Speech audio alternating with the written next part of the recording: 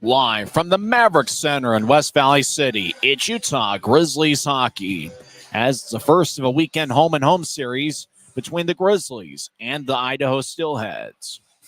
Hi, everybody. Welcome to Utah Grizzlies hockey. I'm Tyson Whiting here on a Friday night. It's an AFCU Friday, and a good crowd is expected here at Maverik Center as the Grizzlies take on the Idaho Steelheads for the fifth time this season.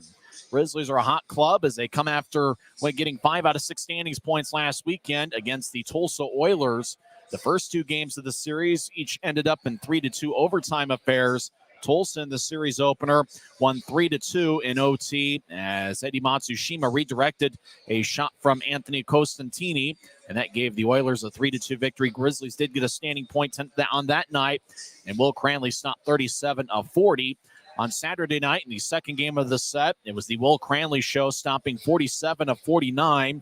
The Grizzlies eventually got to overtime, tied at 2, and they got their first power play of the game as Tulsa was called for too many men on the ice. And Utah responded as Brandon Cutler scored the game winner from the right circle on a one-timer, 6:05 into overtime. And then on Sunday in the rubber match, it was Cutler that scored 2 goals on assist from Dean Yakura.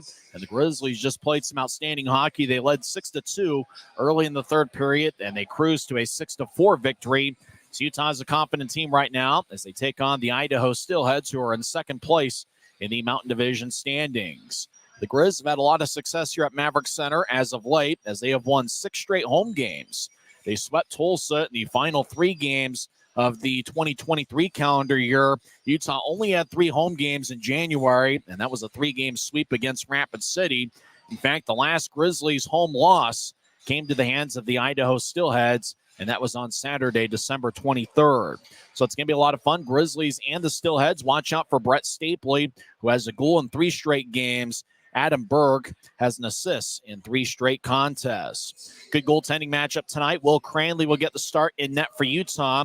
Cranley has been outstanding in each of his last 2 appearances. And going for the Idaho Steelheads is going to be Brian Thompson. So if you're in the West Valley area, come on down and enjoy some Grizzlies hockey here tonight with Utah's pro hockey team that resides at Maverik Center. If not, we got the game right here on Flow Sports and audio broadcast on the Grizzlies YouTube channel, your homes for Grizzlies hockey all season long. When we come back to the Utah Grizzlies pregame report, we'll talk with Grizzlies insider Tim Broussard and get his thoughts on tonight's affairs. We're in business on a Friday night, and you're listening to the Grizzlies Hockey Network, presented by Rio Tinto Kennecott. This isn't just copper. It's our job. It's food on our families' tables. Without it, we couldn't stay in touch. It's what keeps our homes warm and our lights on. It's the power behind the team and a greener, brighter future. This isn't just copper. It's a proud Utah and a strong America. Welcome back to Maverik Center. I'm Tyson Whiting here with Tim Broussard. It's the first of a weekend home-and-home. It's the only home game for the Grizzlies this weekend. The scene shifts to Boise for a Saturday night affair at Idaho Central Arena.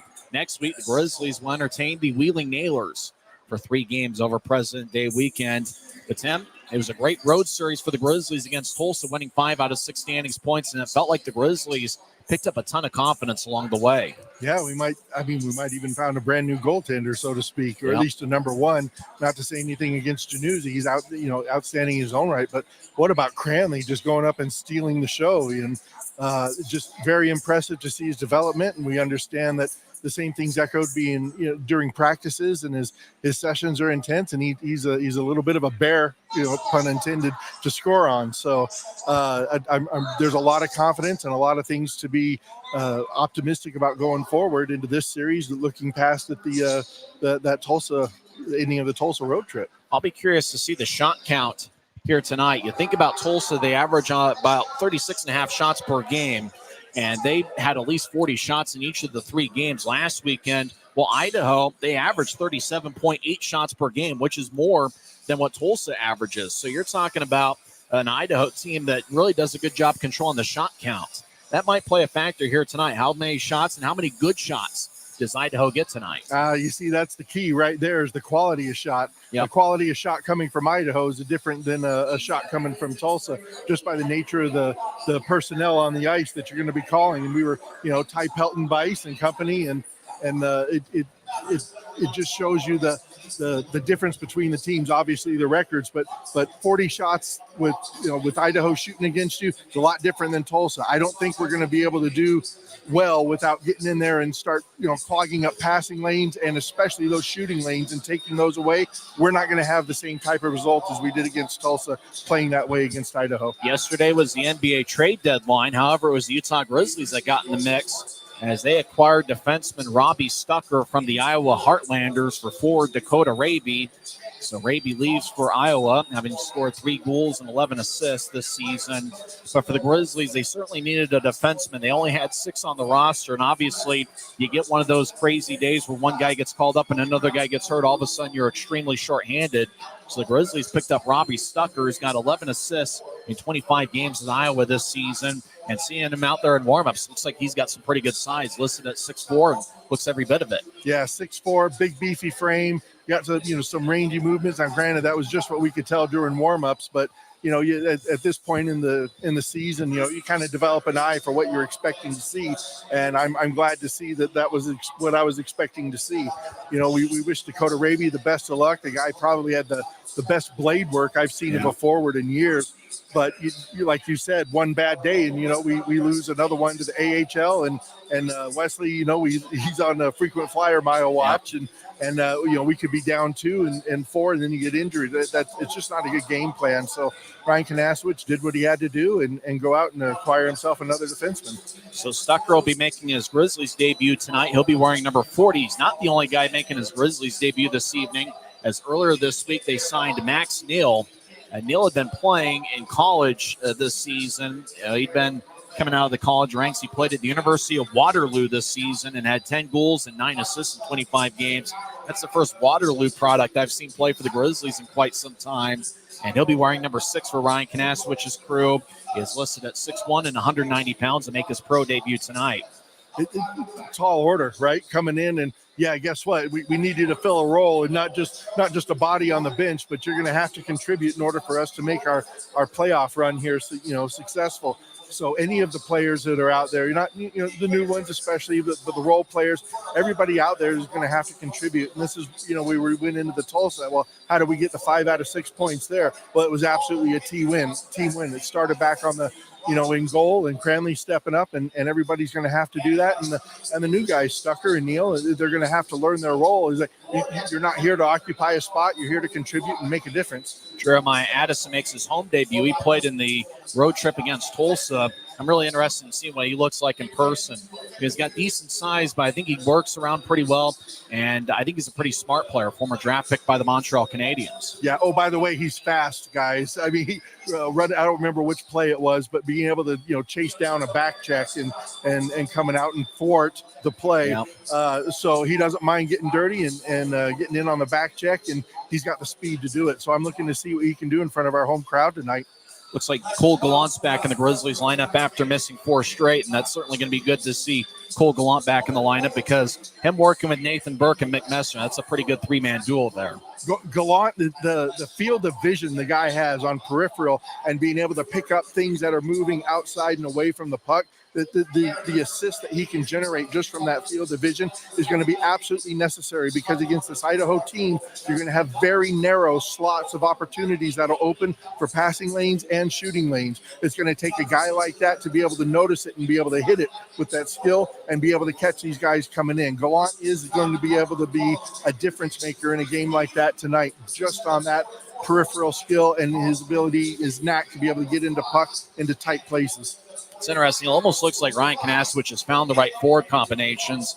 And in the weekend series against Tulsa, it looked like the 3-man duo of Adam Berg, Brett Stapley, and Brandon Cutler was able to generate quite a few chances. Stapley and Cutler, wow. These guys can feed off it. We know Cutler's that one of those bubble AHL players, and he could be called up at any time, but I'm sure glad that he's down here at the moment. And the way that line is clicking, and Berg, it just, gosh, a blue-collar worker kind of guy. It complements Stapley and Cutler really well. Absolutely. You've got each one of the mix on that line. You can't commit too much one way or the other because you have the other personality type or skill type that can burn you. So it's like a multi-purpose, the Swiss Army line. Yeah.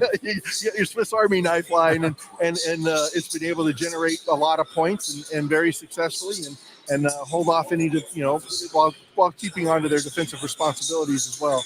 Who's your pick for the Optum first goal of the game? Who's scoring first for Utah tonight? I thought about that, and I was watching warm-ups, and something about Teixeira. I think it's going to be one of those defensive. I think the forwards are going to kind of cancel out each other. I think Matt Register on the other side for Idaho is going to be a significant threat and can kind of thrive off this game. But I think Teixeira is one of those guys that, the veteran leadership, that crafty, that kind of, old school kind of attitude. I think he can make a big difference in the game, and he's my pick to click. For me, I'm going to go with Brett Stapley, who's got a goal in 3 straight games. I say extends it to 4 early in the contest. Good point there. Early in the contest, first we got to survive the first 10 minutes without being scored on, and because coming back on this Idaho team is not a given. Yeah.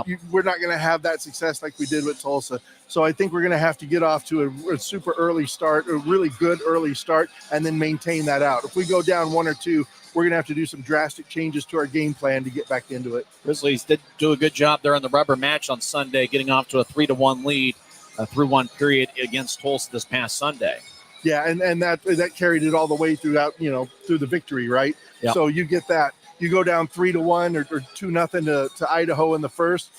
Don't expect that same level of success without some monumental effort. And I just assume go ahead and just win this one right out and at least come out of the first, neutral, tied, something like that, and go into the second. Well, thanks for the time. We'll talk to you at first intermission. Appreciate it, Tyson. That's Tim Broussard. When we come back, we'll give you the starting lineups for both teams. This is the Grizzlies Hockey Network. At Black Bear Diner, you always get more. More choice, more amazing food, more value, from huge breakfasts to delicious lunches and hearty dinners. Black Bear Diner has more for you. So get more when you want it, the way you want it, and get it today. Good old-fashioned family food, Black Bear Diner. Black Bear Diner. Welcome back to Utah Grizzlies Hockey. I'm Tyson Whiting. Face off in about 10 minutes from now here on this AFCU Friday. Don't forget, it's the first of a home-and-home series. Saturday night will be in Idaho Central Arena. Next week, the Wheeling Nailers will be in town for the first time ever.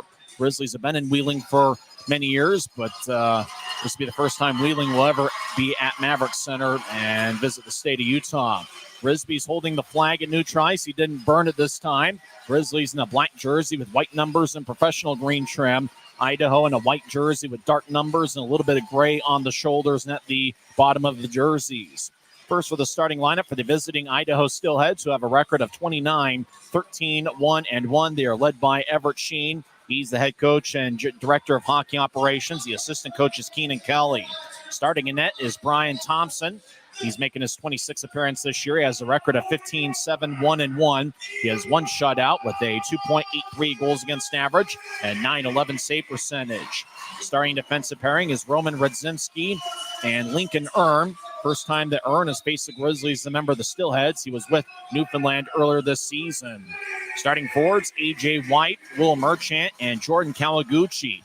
Merchant returned into the Idaho Steelheads as he signed on January 2nd. He had played in 5 previous seasons with the Steelheads, and Jordan Kawaguchi was their team MVP last year.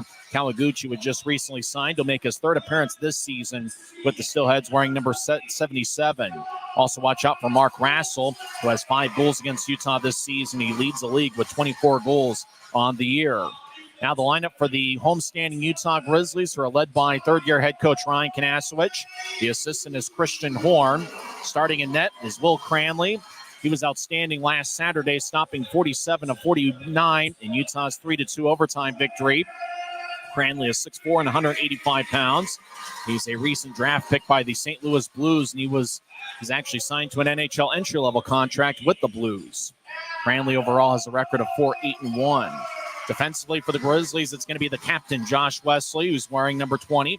He has 11 goals and 12 assists in 35 games. The 11 goals are tied for the most in the league among league defensemen. And among league blue liners, he's second in shots on goal. Kyle Mayhew's also starting out. Mayhew has 26 points this season, which ranks second among all league rookie defensemen. Starting forwards, Brett Stapley, who has a goal in 3 straight games. Stapley leads the club with 26 assists and 38 points. He'll be lined up next to the former Cincinnati Cyclone Adam Berg, who has 7 goals and 10 assists this season, and Brandon Cutler, the son of Lisa Cutler. Brandon leads the Grizzlies with 20 goals and 13 assists this season. He's appeared in every game for Utah. This is the Grizzlies' 45th game this season. Cutler, Mick Messner, and Tyler Penner are the only 3 Grizzlies players who have appeared in every game. We'll also see the forward line of Nathan Burke, Mick Messner, and Cole Gallant. Gallant back after missing 4 straight. Aaron Aragon, Tyler Penner, Dylan Fitz will be in there, as well as making his home debut, Jeremiah Addison, and making his pro debut, Max Nill, who's wearing number 6. We'll come back and have face-off on the other side. This is the Grizzlies Hockey Network. Smith's always gives you more ways to save on top of our lower-than-low prices. And when you download the Smith's app, you can enjoy over $500 in savings every week with digital coupons and earn fuel points to save up to $1 per gallon at the pump. With a Boost membership, you'll save even more with double fuel points and free delivery. Discover more ways to save big every day. Smith's, fresh for everyone. Since 1939, America First has helped people start businesses, buy homes and cars, and achieve their financial goals. Today, our top priority is still the financial success of you and your family, which is why we're giving new members $100 when they sign up for a basic savings and checking account, and another $100 when they upgrade to premium checking and enroll in and use direct deposit. So head to AmericaFirst.com today and join the credit union that always puts its members first.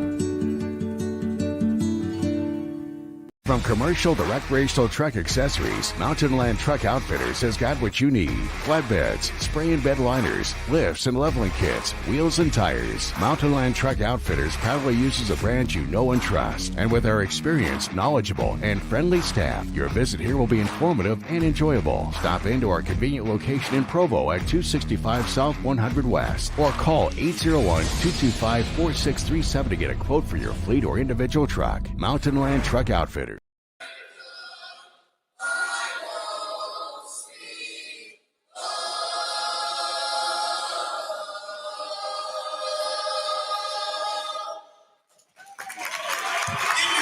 Welcome back to Maverik Center on the Friday night. Good crowd filing in here. And the first of a weekend home and home. And now, here at Maverik Center, our national anthem. Pleasant Grove High School is here singing the national anthem at Maverik Center.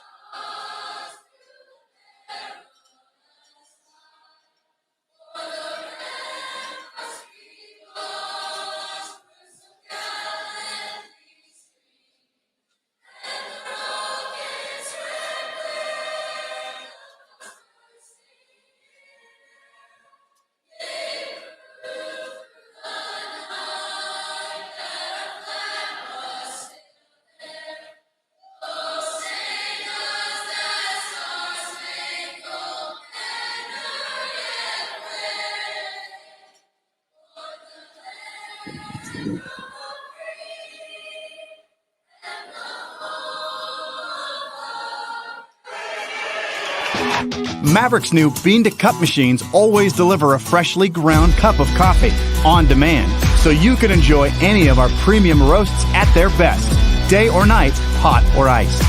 Enjoy a fresh cup today. It's a great night for hockey as two big standings points are on the line as Utah Grizzlies take on the Idaho Steelheads for the 5th time this season. It's the 5th of 14 meetings this year between the division rivals.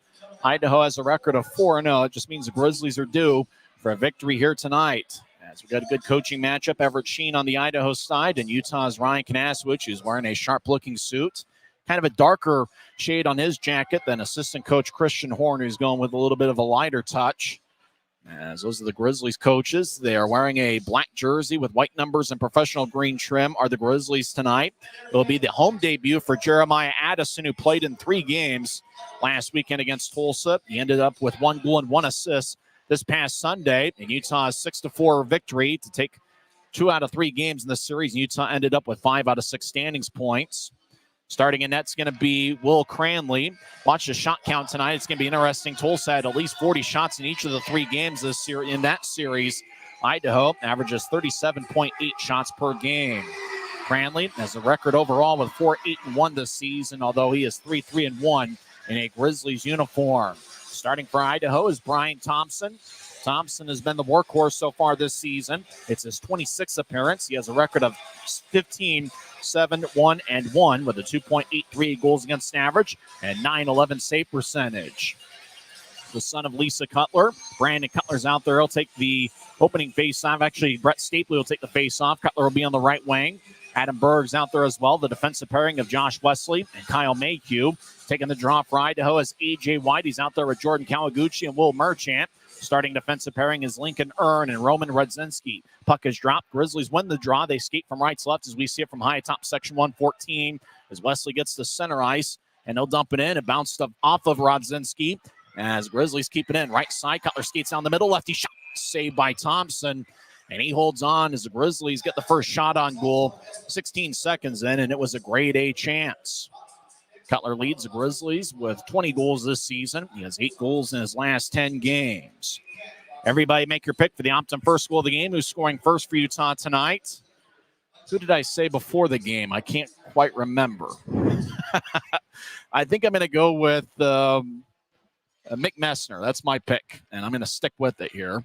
As Idaho wins the draw, 20 seconds in, still had skate from left to right. As they'll pitch it out to center ice, it bounces off a Stapley stick. It goes to A.J. White. He'll skate towards the left circle, centers to Kawaguchi, right side, lefty shot is blocked away by Adam Berg. Merchant, far side, gets it to Kawaguchi in the far corner. He was the team MVP last year. He centers it out in front, but the puck bounces off of Rudzinski's stick. Berg couldn't clear it out. Earn in the right side, throws to the near goal line for White to bounce off of his stick. He gets to Kawaguchi, who battles with Mayhew around Utah's net. Kawaguchi pitches out in front. Shot goes wide as Mark Rassel had a good look out in front. Rassel has 24 goals this season. He gets on the right side. He'll fire towards the net. It gets redirected by Kawaguchi. Stick and goes wide. As Kawaguchi collides with Mayhew, he'll tap it towards Rassel, who couldn't handle it out in front. It goes to Adam Berg, who throws it to Cutler across the center ice. Cutler steps over the line. Left point. Lefty shot goes wide. Mick Messner gets it. Messner 11 goals this season, including 1 last Sunday. Cutler over to the right side. Shot by Burke goes wide.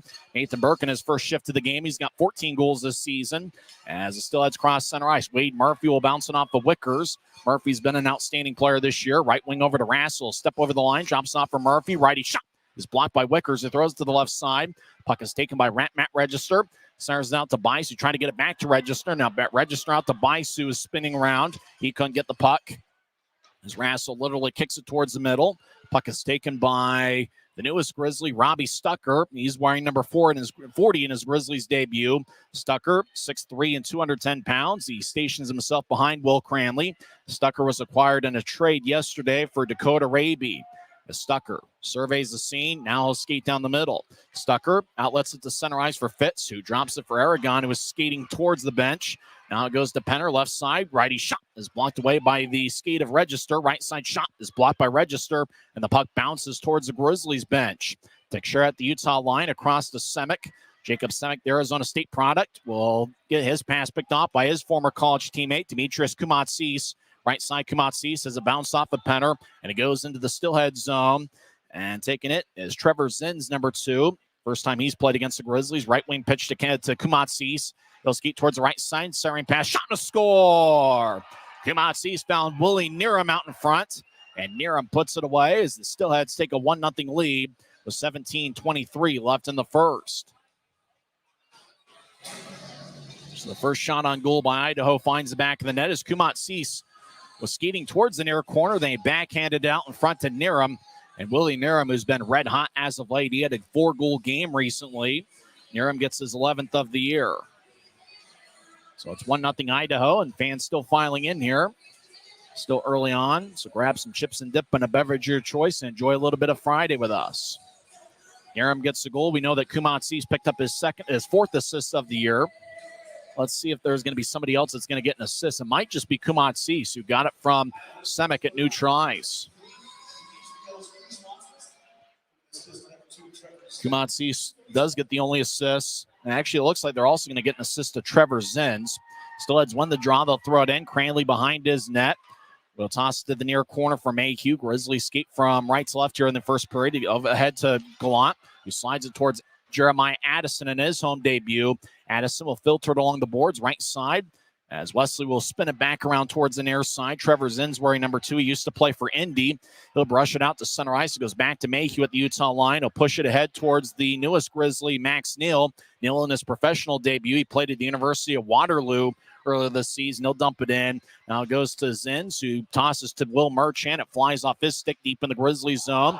Messner goes flying as Kawaguchi was able to get it. It was actually Wesley that went flying as puck bounces to the far side. Niram gets it across towards Lincoln Earn. Earn, right wing, righty shot.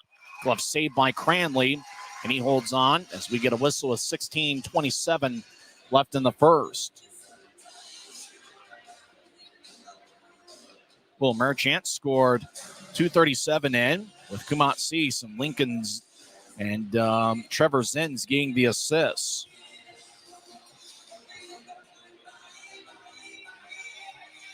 Drow's going to be in the near circle, and it's won by the Grizzlies. Quinn Wicker skates around Cranley's net towards the far side.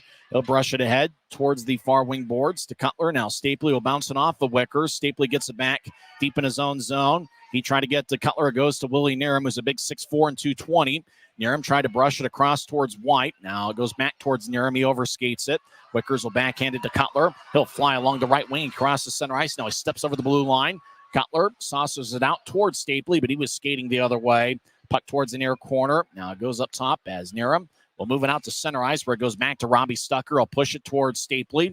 Stapley will drive it in as he gets pushed by Roman and Rudzinski. Grizzlies make a line change. 15:45 and counting left in the first. Idaho leads 1-0.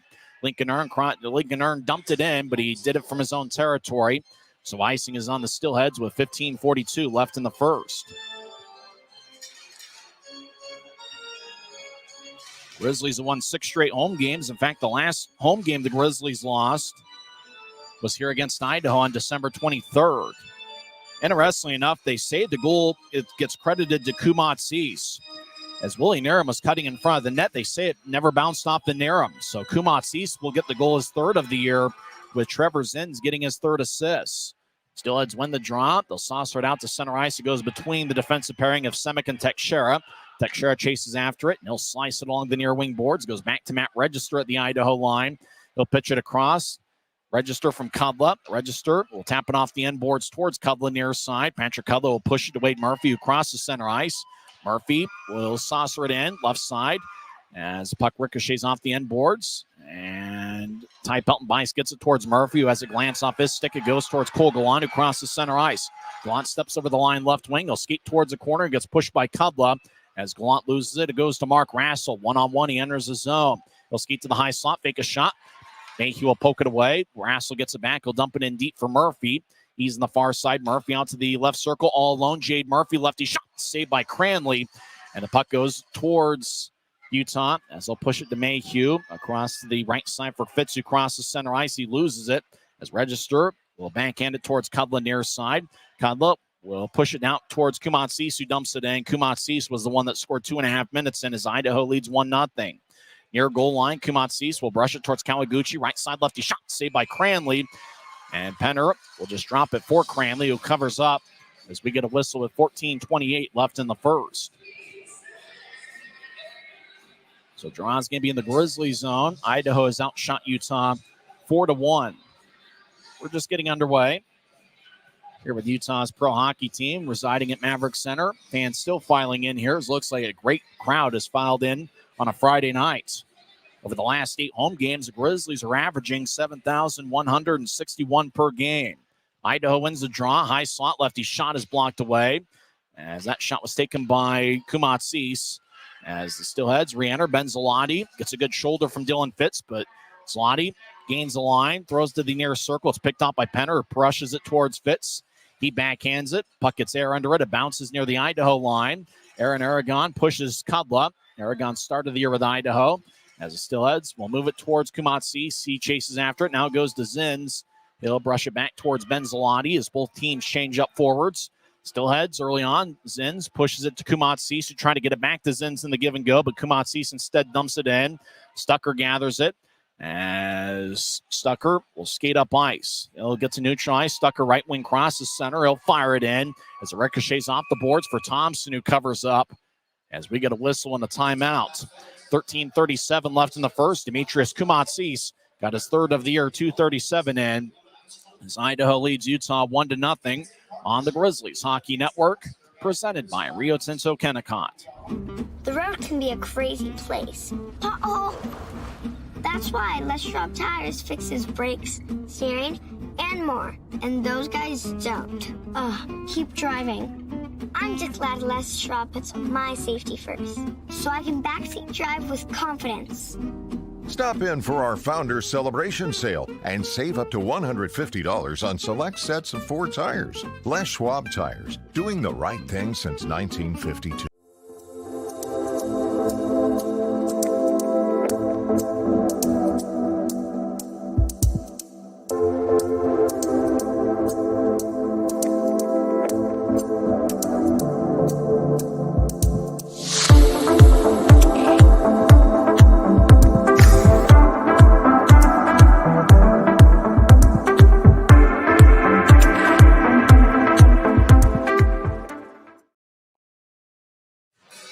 Minutes, 37 seconds left in the first period. Idaho leads 1-0. Steelheads have outshot the Grizzlies 4-1. Demetrius Kumatsis scored 2:37 in with Trevor Zins getting his third assist. And the draw far side won by the Grizzlies. Robbie Stucker will slide it to Wickers. Wickers skates towards the left circle. Lefty shot is blocked away as it bounced off of Rodzinski. As the Steelheads will push it towards Willie Nearham. It will tap it off the far boards. Chasing after it's Bailey Conger. Conger playing for Idaho now. He played 9 games with the Grizzlies in the 2021-22 season. As Stucker gets pushed behind Utah's net as he'll push it towards Berg near side.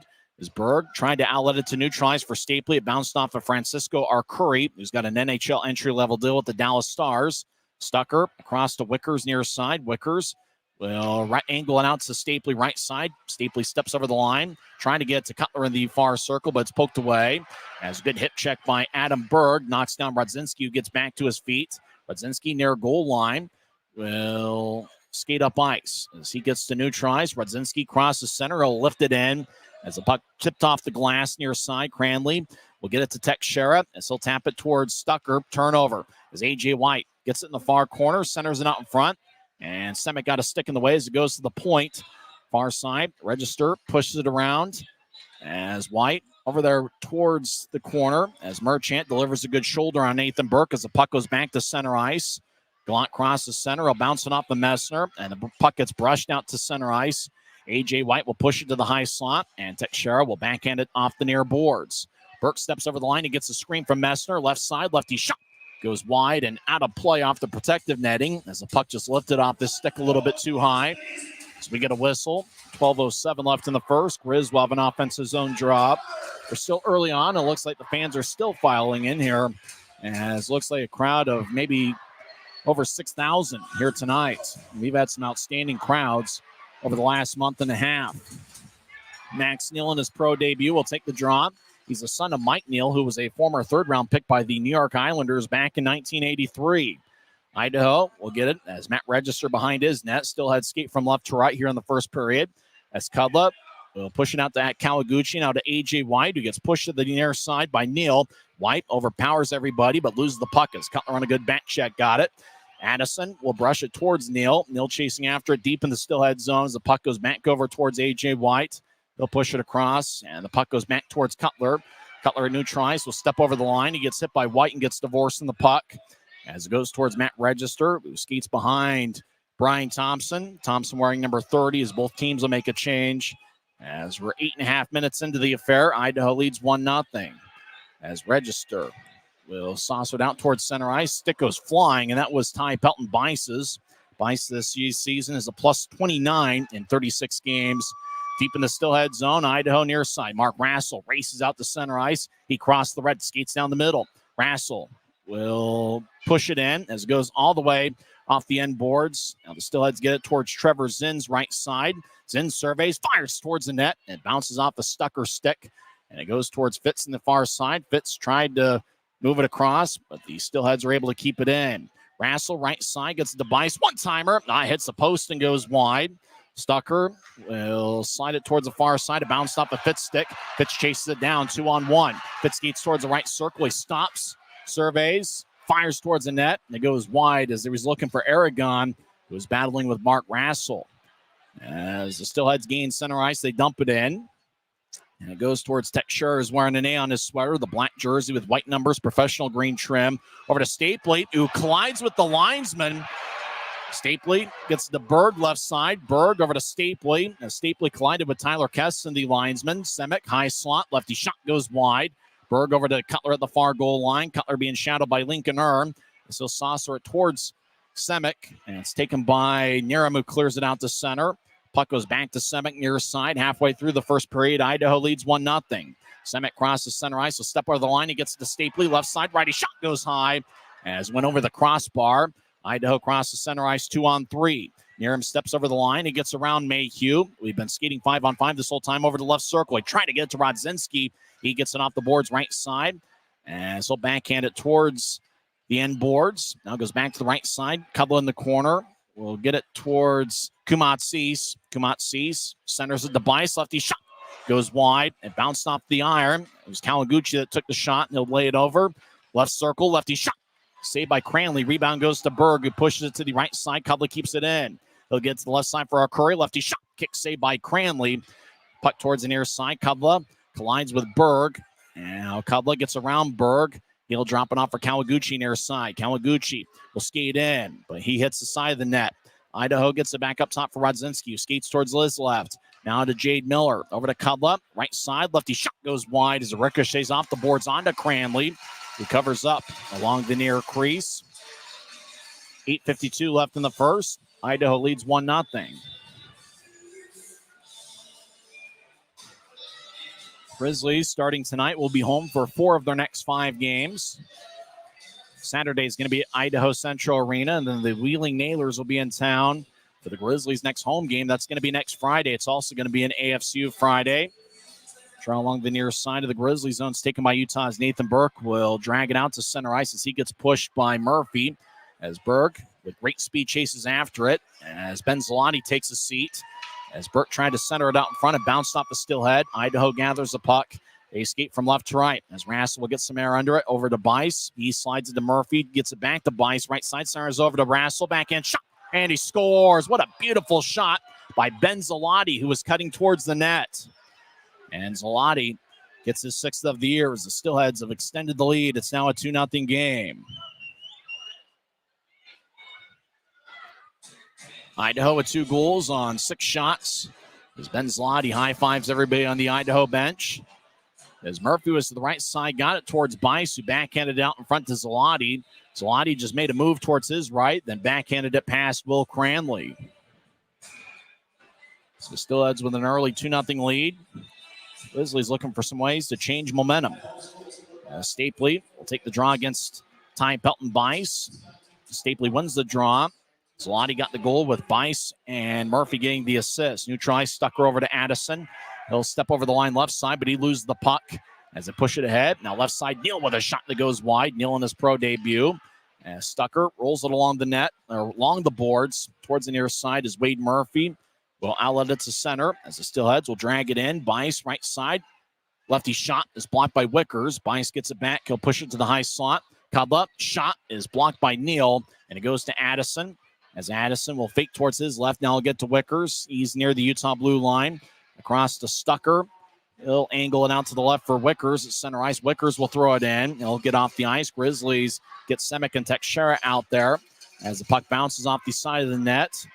Fitz with a good push as it goes towards Bailey Conger. And he'll get some air under it as it bounces in the near circle. Aragon over towards Fitz. The Steelheads will lift it out to center ice. It bounces to White. As he'll move it towards number 28, Will Merchant. And now it goes to Semick across to Teixeira. He'll get it to neutralize for Penner across the center, and he'll lift it in as the puck ricochets off the near corner on one hop of the ice. Idaho will sail it around. Lincoln Earn chasing after it, and Teixeira back in his own end. We'll get it to Semick near side. He'll push it to the right side. It bounced off a Cutler stick. He'll chase after it, but getting there first and moving it out to neutralize is number 13, Francisco Arcuri. He's got 11 goals this season. Grizzlies dump it in. Both teams will change things up. Less than 7 minutes are left in the first period. Idaho leads 2-0. Rodzginski with a left wing pass. It connects with Big Willie near him. He'll bounce it off the boards near the Grizzlies bench to Kumatsis, who throws it in. And the puck goes back towards Brett Stapley, far side. As he'll direct it across towards Wesley. It gets to center ice, and they'll fire it in as the puck rolls along the boards towards the far side. As the puck bounces off of Stapley, it goes towards Trevor Zins, who gets a good shoulder from Adam Berg. As the Steelheads will tap it off the near glass of center ice. It goes to Jade Miller, who moves it to the left side. Steelheads gain the line, left point, lefty shot. Glove saved by Cranley. As a shot was taken by the first goal scorer tonight, Demetrius Kumatsis. He scored 2:37 in, with Trevor Zins getting the assist. Idaho's second goal came 11:32 into the first period, with Ben Zalati getting his 6th of the year. Ty Pelton-Bice got his 33rd assist, and Wade Murphy with his 31st assist of the season. Idaho's outshot Utah 6-4. Face off in the far circle. Jade Miller will take it against Mick Messner. Messner's got 3 shorthanded goals this season. Grizzlies win the draw.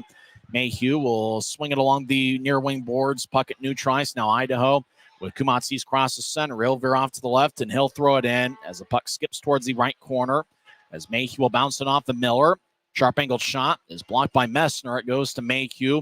Will backhand it off the far side, but it's Ben Zalati who centers it out towards Kumatsis, who couldn't reach it. Burke will bank it off the near boards, and it's going to be an icing call on Utah as the arm is raised by Tyler Keston, one of 2 linesmen tonight. Referee is Evan Reddick. Reddick, a former linesman in this league. It's the first season for him as a referee.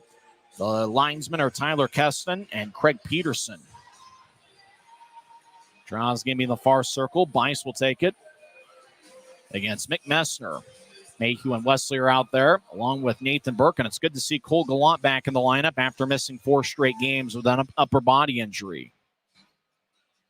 Messner, the former Merrimack product. He previously played at the University of Wisconsin, so he played with 2 different colleges. As a draw won by Idaho. Left side. As near the line they get towards Rassel. Right side, lefty shot blocker saved by Cranley. Puck goes to Gallant, the Western Michigan product. Out towards Burke, he couldn't handle it. Goes to Matt Register near side. He'll cross center ice, and he'll fire it around the boards. Wesley in the corner collides with Murphy. Messner chases after it. He'll push it towards the point. As the puck bounces at center ice, Burke gets a stick on it and gets it towards Mayhew, who's being shadowed by Murphy. Mayhew will race out to center ice. He crossed the red line. Now he steps over the offensive line. He'll bounce it off for Rassel. Goes back to neutralize. As Cutler skates in on a half circle. Skate towards the left circle. Now to the goal line. Sharp angle shot. Saved by Thompson. Cutler on the far side gets it. He'll skate towards the point. Now back towards the corner. As he gets around Cutler and gets dragged down. As Max Neal gets pushed by Register. Goes back to Cutler on the right side. As he collides with Cudla. Cudla took the puck away from him. As Cutler continues to battle, Addison gets it to Neal. Max Neal skates along the far goal line. He centers it out in front to Cutler, but it goes wide as Cutler got a stick lifted by Register. Now Cutler on the right side gets pushed by Register. As puck near Wickers, as Neal tried to get to the corner, and it's taken by Matt Register, who slowly gets out to center ice. Register crosses the red, and he'll loft it in. Stucker gets tripped up behind Utah's net. No call. Wraparound shot by Curry. Saved by Cranley. Steelheads continue to hack away. Puck still in play towards the far boards. Fitz has a bounce off his stick. Penner will outlet it to Aragon. Who couldn't handle it. Kumatsi skates in with speed. Right circle. He gets around Wickers. Kumatsi centering pass shot. And it goes just wide as Curry didn't get all of it. Lincoln Earn skates towards the near corner. He gets a good shoulder from Aragon as the puck drifts towards the point and out to center ice. As Earn pushes Aragon, both guys back to their feet. Arcuri will lift it in. It's gloved and dropped by Wickers, who gets to Aragon left side. Aragon will fire it towards the far corner. Chasing after it's Lincoln Earn. As he'll move it out to center ice. It tipped off the glass, so no delay of game on the play. Draw's going to be in the Steelhead zone when we come back. 3:47 left in the first period. Idaho leads 2-0 on goals from Dimitris Koumatsis and Ben Zalati. This is the Grizzlies Hockey Network, presented by Rio Tinto Kennecott. This isn't just copper. It's our job. It's food on our family's tables. Without it, we couldn't stay in touch. It's what keeps our homes warm. And our lights on. It's the power behind the team. And a greener, brighter future. This isn't just copper. It's a proud Utah and a strong America. At Black Bear Diner, you always get more. More choice. More amazing food. More value. From huge breakfasts to delicious lunches and hearty dinners. Black Bear Diner has more for you. So get more when you want it, the way you want it, and get it today. Good old-fashioned family food, Black Bear Diner. Black Bear Diner. 3:47 left in the first period. Idaho leads 2-0. Draws in the Steelhead zone, far circle. Grizzlies skate from right to left here in the first period. As the puck goes out to Wesley. As he'll move it across. The puck along the boards towards the near side. Penner gets double teamed. The Iron Man gets dragged down by White. A.J. White, the captain, he gets blasted by Dylan Fitz. Trevor Zins gets back to his feet as Kawaguchi skates in down the middle. As Penner pokes it away, puck bounces over Zalati's stick out to Neutri. Zalati back at his blue line. We'll move it towards Kudla. Kudla will direct it back towards Zalati, who's got one of Idaho's 2 goals. As he'll slide it towards Kawaguchi. Left wing pass. Idaho enters the zone. They get it towards Merchant. It's brushed by Mayhew out to center ice. Now the Steelheads back at their line. Register gets towards Thompson. As Matt Register, future Hall of Famer in this league, will move it towards Kudla. Kudla skates down the middle. He crosses center ice. Kudla steps over the line. And he'll toss it off the near boards for Rassel. Rassel skates towards the right circle. Lefty shot is sticked away by Cranley. Rassel hustles after it. And he'll throw it behind Utah's net as Wesley will bank it off the near boards, looking for Berg. Berg battles with Bice. It bounces off of Stapley. As Cutler gets to Berg. He crosses center ice with speed. 2-on-2. Berg steps over the line, skates towards the corner, but the Eagle Eye linesman says Utah's offside with 2:36 left in the first. So Draw's going to be a new try. During the first intermission, we'll talk with Tim Broussard to get his thoughts on what has been a fast-moving first period.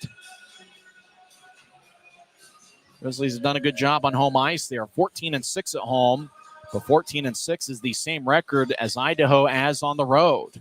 The Steelheads for the second straight year have been outstanding away from Idaho Central Arena.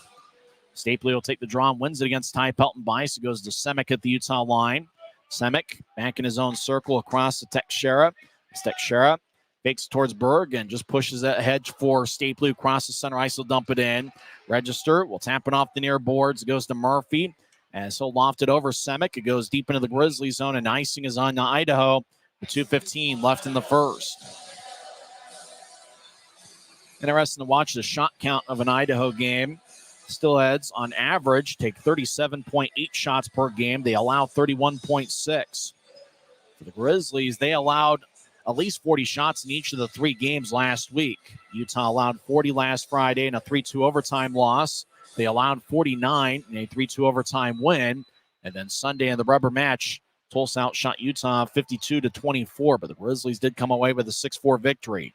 Utah wins the draw. New tries. Burke tried to dump it in. It bounced off of Murphy. It goes to Mark Rassel, who will push it ahead as Jade Miller skates into the zone 1-on-4. Miller around Utah's net as the Steelheads make a change around him. Miller loses the puck as he overskated it. Wickers towards Robbie Stucker in his Grizzlies uniform. Stucker outlets it off the near boards for Burke. As he'll backhand it in, but it goes into the seats in row 2 of section 112 as a fan comes away with a souvenir. Looks like the fan's pretty excited. He holds up the puck. Looks like he's going to take that home. 1:44 left in the first. Draw's going to be at center ice. That's where Burke lifted it out. Penner, the Grizzlies Ironman, was outstanding in the month of January.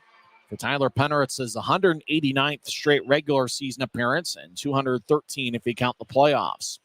Idaho wins the draw. Kumatsis gets pushed by Fitz. That's going to be a penalty. Grizzlies touch it up. Fitz can't believe it as he quickly turns around, but he gets 2 minutes for hooking. 1:38 left in the first, and Idaho goes on the power play for the first time tonight. As right off the draw, Kumatsis got spun around by Fitz, and the referee spotted it. Evan Reddick is the referee. I think it's the first time he's officiated a Grizzlies game. As Kumatsis got pushed down by Fitz and was able to get the call. Idaho's power play this year is 27.4%. Grizzlies penalty kill is 73.4%. They're over 75% after Christmas. Idaho wins the draw. Register fakes a shot. They'll get it to Kawaguchi left side. Now towards the far goal line. Backhand shot saved by Cranley. And he holds on as they were able to find, I think, Will Merchant out along the far goal line. He took the shot, but Cranley was able to make a save with 1:27 left in the first. As a bunch of fans see themselves in the video board, and they start chugging away. 4 beers chugged. That guy, though, in the middle of the screen looks like he's struggling, though, but he completes the beer chug. As Utah wins the draw, they'll clear it out. Utah's got Mayhew and Wesley out there, as well as Mick Messner and Cole Gallant. As Matt Register crosses center ice, he steps over the line. He stops in the left point. He gets it to Wesley in the far corner. Wesley challenged by White. Puck goes back up top to Register. They'll get to Arcuri. Glanced off his stick and it goes out of the zone to center ice. Arcuri crosses center. He skates down the middle. He gets to Merchant as Idaho steps over the line. Less than 1 minute left in the period. Over to Register, who gets it back to the right side for Merchant. Now to the near goal line. Arcuri with a shot, and it's blocked away by Mayhew's stick towards the left point. Kawaguchi tried to drop it off for Register, but the pass didn't connect, and Tyler Penner will backhand it all the way towards the far corner of the Steelhead zone. As both teams will change things up. 35 seconds left in the period. Grizzlies have a far goal line. They try to center to bounce off of Kawaguchi, who gets pushed by Aragon. Aragon near side up top for Wickers. They'll take a shot. And it's blocked away by Kawaguchi's stick, and it flies out of play off the protective netting. Idaho's on the power play for 47 more seconds, but the Grizzlies will have an offensive zone draw. 25 seconds are left in the first period.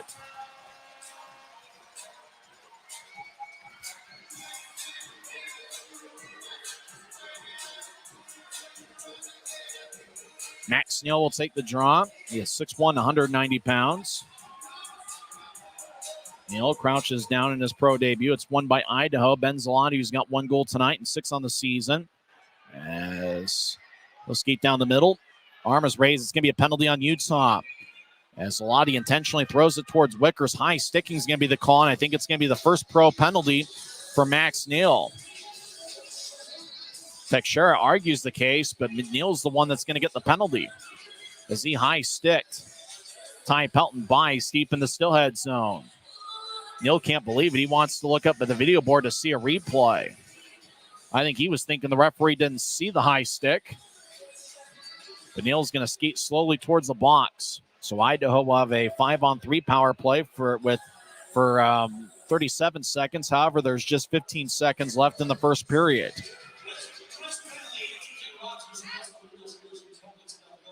As they show the tail end of it with Idaho throwing it towards Quinn Wickers so they can get the 5-on-3 going.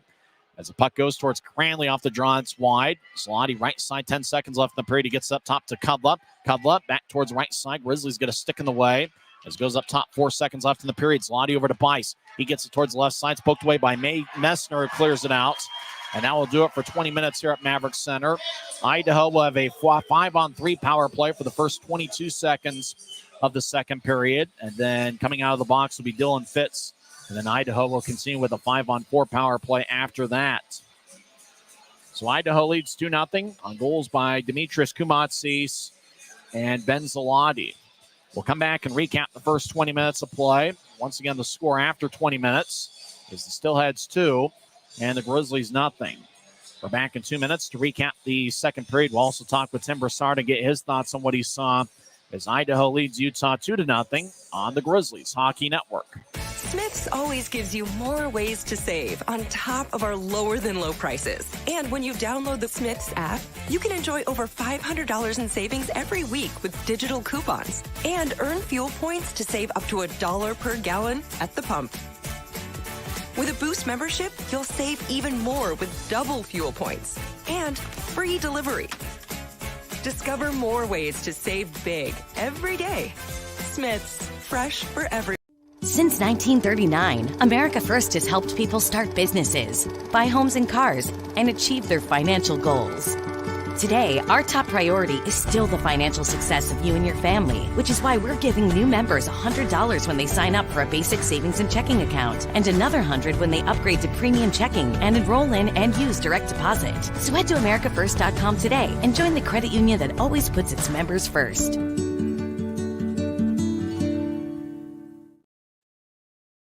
From commercial to recreational truck accessories, Mountain Land Truck Outfitters has got what you need. Flatbeds, spray and bed liners, lifts and leveling kits, wheels and tires. Mountain Land Truck Outfitters proudly uses a brand you know and trust. And with our experienced, knowledgeable, and friendly staff, your visit here will be informative and enjoyable. Stop into our convenient location in Provo at 265 South 100 West or call 801-225-4637 to get a quote for your fleet or individual truck. When you pay with the Nitro card at Maverik, you always save 10 cents or more on fuel every gallon, every day. And you could save a whole lot more thanks to Nitro Best Price. Pick up a Nitro card and upgrade your Adventure Club account today. At Black Bear Diner, you always get more. More choice. More amazing food. More value. So get more. And get it today. Black Bear Diner. First intermission here at Maverik Center, and the Grizzlies trail 2-0 as Idaho scored 2 goals in the first period. At first, on the Idaho goal that gave them a 1-0 lead, it almost looked like Kumatsi centered it to Willie Niram, and Niram put it away. However, Niram must not have gotten a piece of it out in front of the net as the goal went to Dimitris Kumatsis, who was over in the near corner, just backhanded out in front. It must have bounced off a Grizzly or something. As Idaho took a 1-0 lead there. It was Kumatsis' third of the year. Trevor Zins picked up an assist. Idaho extended the lead, 11:32 in, as Ben Zalati got his 6th of the year. Ty Pelton-Bice and Wade Murphy got the assists. Idaho ended up outshooting Utah 11-5 in the first period. Grizzlies had 2 penalties in the final 2 minutes of the first frame, as Dylan Fitz got a hooky minor.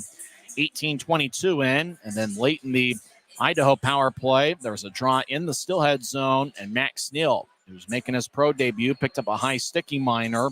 19:44 in, and so Idaho couldn't get a shot off there in the final 16 seconds of the first period on a 5-on-3 power play. They will be on the 5-on-3 man advantage for the first 22 seconds of the second period, and then after that, Fitz will come out of the box, and Idaho will continue with a 5-on-4 power play. Brian Thompson, the Idaho goaltender, stopped all 5 shots he saw. For Utah, Brandon Cutler, who's second in the league in shots on goal, he had 2 in the first period. Grizzlies also had 1 shot from Max Neal, Brett Stapley, and Dylan Fitz. The Utah goaltender, Will Cranley, he stopped 9 of 11 in the first period. For Idaho, Mark Rassel and Demetrius Kumatsis led the way with 2 shots each, and then 1 shot each for Francisco Arcuri, Lincoln Earn, Jade Miller, Will Merchant, and Ben Zalati, as well as Bailey Conger and Jordan Kawaguchi. Conger, a former Grizzly.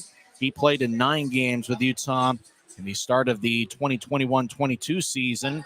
Conger is actually a native of Boise, Idaho, and so he signed with Idaho about a month ago when the Steelheads were going through quite a bit of call-ups to the AHL. And so it'll be interesting to see how Conger looks in the last 2 periods, and really be interesting to see if the Grizzlies can make a comeback bid here.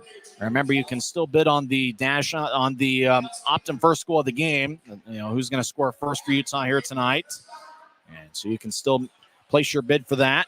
And remember, when the Grizzlies do score their first goal in every home game, that puck can be auctioned off on the Dash Auction app. who's going to be tonight. It's going to be Brett Stapley, scoring for the 4th straight game. He's got 12 this season. Mick Messner, he's got 11 goals this year. How about Nathan Burke, who's second on the club with 14 goals this season? Or Brandon Cutler, who's got 8 goals over his last 10 games. So it'll be interesting to see what happens here in the second period. In terms of scoring chances, we do know that Idaho had an 11-5 edge on shots. Idaho had 8 scoring chances in the first period. Utah had 2. So Steelheads had quite a few more scoring chances than Utah. Grizz had 4 giveaways. Idaho had 3 in the first period. Faceoffs were even, 9 apiece in the first frame. When we come back to the Rio Tinto Kennecott Intermission Report, we'll talk with Tim Broussard and get his thoughts on what he saw in the first 20 minutes of play. Idaho leads Utah 2-0 on the Grizzlies Hockey Network, presented by Rio Tinto Kennecott. The road can be a crazy place. Uh-oh! That's why Les Schwab Tires fixes brakes, steering, and more. And those guys don't. Keep driving. I'm just glad Les Schwab puts my safety first, so I can backseat drive with confidence. Stop in for our Founders Celebration Sale and save up to $150 on select sets of Ford tires. Les Schwab Tires, doing the right thing since 1952. Welcome back to Utah Grizzlies Hockey. I'm Tyson Whiting here with Tim Broussard. Apparently Flow Sports is having some site-wide issues, so they're having some technical difficulties. If you're trying to view the game and apparently can't, I guess it's kind of site-wide among all the games in the league here tonight. We're at Maverik Center. Idaho leads 2-0. I thought Niram got a piece of the Kumatsi centering pass, but I guess it must have bounced off a Grizzly or something because they ended up crediting Kumatsi with the goal. Yeah, unfortunately, that's the same way I saw it, too. Either way, it did, having it happen that early and exactly what we didn't want to have happen and establish that almost the tone for the whole rest of the period, and then, of course, they score one a little bit later with Niram, but it was just this is the Grizzlies growl, right? Grr. Yeah. This is not where we wanted to be at the end of one. Right. And we talked about this, a number of things, and including the shot count. We generated 5, they generated 11, and those are pretty good-looking shots. So it's not like Cranley's having that good of a game. Idaho is playing that well. Or, Cranley's not playing that bad. Idaho's really brought their A game. Yeah, 8 scoring chances among the 11 shots for the Steelheads. For Utah, only 5 shots, 2 of them considered scoring chances. What'd you really notice from the Utah side? Utah side, I think we're missing some man assignments down low. A couple notes that I had is a lot of looking over our shoulder down low as far as who's getting the man that's coming in late, who's getting the man that's leaving the area and potentially coming back in, and that's what left it open for that second goal with Zalotti coming down on that tic-tac-toe. And it just seemed like a 1, 2, 3, and a lot of us seem to be like we're late to need and chasing the play versus being there ahead of time and having that man accounted for. Now, obviously, with Utah, Wesley and Mayhew have been a pairing, it seems like, all year, but Grizzlies did shuffle things around. Normally, over the last handful of games, it's been Quinn Wickers and Keone Teixeira together. Tonight, it was Wickers paired up with the newest Grizzly, Robbie Stucker, and Teixeira was paired up with Jacob Semick. Yeah, and it was funny. Simic was actually doing a really good job reading Teixeira as jumping in on the play. Twice I counted Teixeira below the goal line, so that means he's got confidence in his, number one, his winger to cover his defensive responsibility, and Simic to be able to hold his own on the Idaho offensive zone go the other way. So it a lot of confidence there, and just to do anything to generate another shot or two or that opportunity or some type of pressure against Idaho. Well, Idaho's going to have a 5-on-3 power play for the first 22 seconds of the second period, then continue with a 5-on-4 power play. It almost feels like if the Grizzlies are going to have some success against Idaho, they're going to have to find a way to tighten things up on the penalty kill, and obviously they haven't had a power play yet. Right. So first of all, you got to apply the tourniquet and stop the bleeding. Let's get through the rest of this 5-on-3 and then the 5-on-4 and kill this. Now, if you're looking at Idaho's power play, they're doing a full collapse. They're leaving Matt Register at top, and then everybody else collapse down low. That does leave the opportunity for shorthanded, and we saw that down here, the little bit of time that we were able to, maintain a little bit of our offensive zone time on a shorthanded opportunity. Look for that more if Idaho is going to continue that high-pressure offensive zone threat where, one guy back, 4 guys collapse in down low, trying to get that third goal and really almost seal the deal early.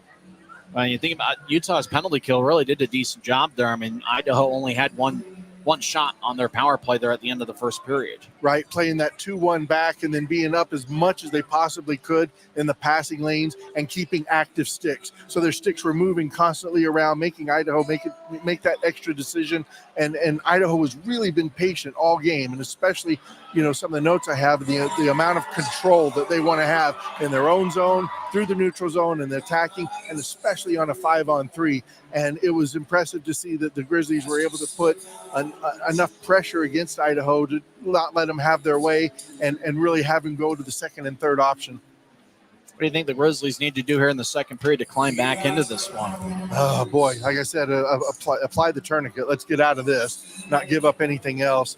I almost say, given Idaho's record and how good they are, you start hitting the alarm now. Let's not wait till we go into the third and then kind of, seal this out. Let's start generating a lot more shots than 5. We're going to have to find some passing lanes open to generate some pressure down some shooting lanes. And right now they're not there. We're going to have to do something to generate that. The notes I have on, Burke, Stately, and Cutler, those guys have got to come through. They're generating. We're able to get into the zone and gain the zone. We just can't do anything in it once we're there, or we're not being able to maintain much time in that zone to apply consistent pressure. Anything stand out about the new guys, either Max Neal or Jeremiah Addison in his first home game, or maybe even Robbie Stucker? Addison is fast. True to the billing. Stucker is big and rangy, so I'm enjoying every bit of that. I'm hoping that they can keep the pressure going and keep contributing like they're going to be expected to the rest of the game. And it's interesting with Stucker. It seems like he keeps his head up, and he really takes a little bit of time there to make his decisions, but it seems like he's a guy that sees the ice pretty well.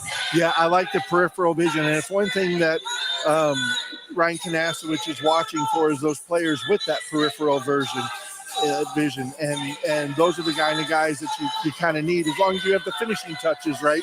So you got the guys who can pass, but you got to have that peripheral vision to get in there and snap those passes in there. Thanks for the time. We'll talk to you second intermission. Appreciate it. That's Timber Sarb. When we come back, we'll go over some scores from around the league. Idaho leads Utah 2-0 on the Grizzlies Hockey Network. The road can be a crazy place. Uh-oh. That's why Les Schwab Tires fixes brakes, steering, and more. And those guys don't. Keep driving. I'm just glad Les Schwab puts my safety first, so I can backseat drive with confidence. Stop in for our Founders Celebration Sale and save up to $150 on select sets of Ford tires. Les Schwab Tires, doing the right thing.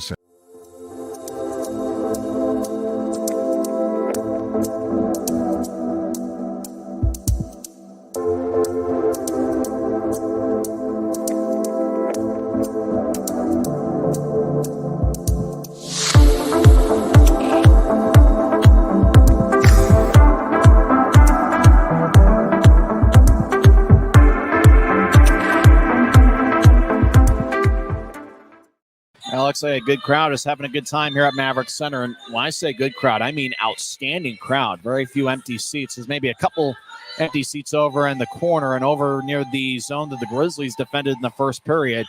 But I got to say, we got to probably have over 7,000 here once again tonight. You got to hand it to the ticket staff. They've done an outstanding job this season. The attendance is about as good as the Grizzlies have had in over a decade. So hats off to everybody in the Grizzlies office, and really hats off to the renaissance of hockey here in the state of Utah, as we've seen some outstanding crowds here over the last couple months. It's a busy night of games in the league. Let's go over some Mountain Division battles. Early second period, Kansas City leads Rapid City 1-0. That game played at the Monument. Scoring for Kansas City's Justin Nockbar, who gets his 8th of the year, 12-15 into the first period. And it's kind of interesting to think about Nockbar. He was one of Kansas City's best players against the Grizzlies when the Grizzlies played Kansas City on the road 3 separate occasions, twice in the third weekend of January, and here in the most recent road trip where the Mavericks got an 8-3 victory over Utah in a game that was on, I think, January 30th, if I remember right. Second intermission, Allen leads Tulsa 5-2. As looks like it's been a pretty balanced attack by Allen, Kobe McCauley, and Brandon MacArthur. McCauley, a former Steelhead. They each have 1 goal and 1 assist. Looks like McLaughlin for Tulsa has 1 goal and 1 assist, but Allen leads Tulsa 5-2 after 2 periods. Other action in the league. Games have gone final. Newfoundland defeats Greenville 6-2. Indy over Atlanta 6-4. In overtime, Orlando gets a 2-1 victory over Jacksonville. Jeff Carr's Norfolk Admirals defeat Trois Rivières 6-3. In overtime, Maine defeats Worcester 5-4. Wheeling gets another victory. They defeat Reading 2-1. Remember the Wheeling Nailers and Jordan Martell will be in town next Friday. That's the Grizzlies' next home game. It's going to be an AFCU Friday, where tickets start just $10 when you pay using your AFCU debit or credit card at the Maverik Center box office. Toledo defeats Kalamazoo 4-3. Games in progress, late third period. Florida leads Adirondack 4-1. Adirondack is 3 minutes away from getting only their 10th regulation loss this season. They've been outstanding as they are in first place in the North Division. A game that appears to have just gone final. South Carolina defeats Savannah 7-4. Late third period, Iowa is clinging to a 4-3 lead over the Cincinnati Cyclones. Remember yesterday, and if you joined us late, Grizzlies and Heartlanders made a trade yesterday as the Grizzlies acquired Robbie Stucker from Iowa. Stucker, a defenseman that's 6'3" and about 200 pounds. And going to Iowa is Dakota Raby, who had 3 goals last season. But when you think about Dakota Raby, the memory that sticks out in my mind is the hat trick he had on April 15th of 2022. And with that, the Grizzlies ended up clinching the division title for the first time in franchise history. Looks like Raby was a scratch in the Iowa lineup. Hunter Jones has saved 20 of 23 for Iowa as the Heartlanders lead Cincinnati 4-3. That game with 3.5 minutes left in the third period. When we come back in 30 seconds, we'll have second period action. Idaho will be on the power play the first 22 seconds of the second period, and then they'll continue on with a 5-on-4 power play. Back for the second period after this on the Grizzlies Hockey Network.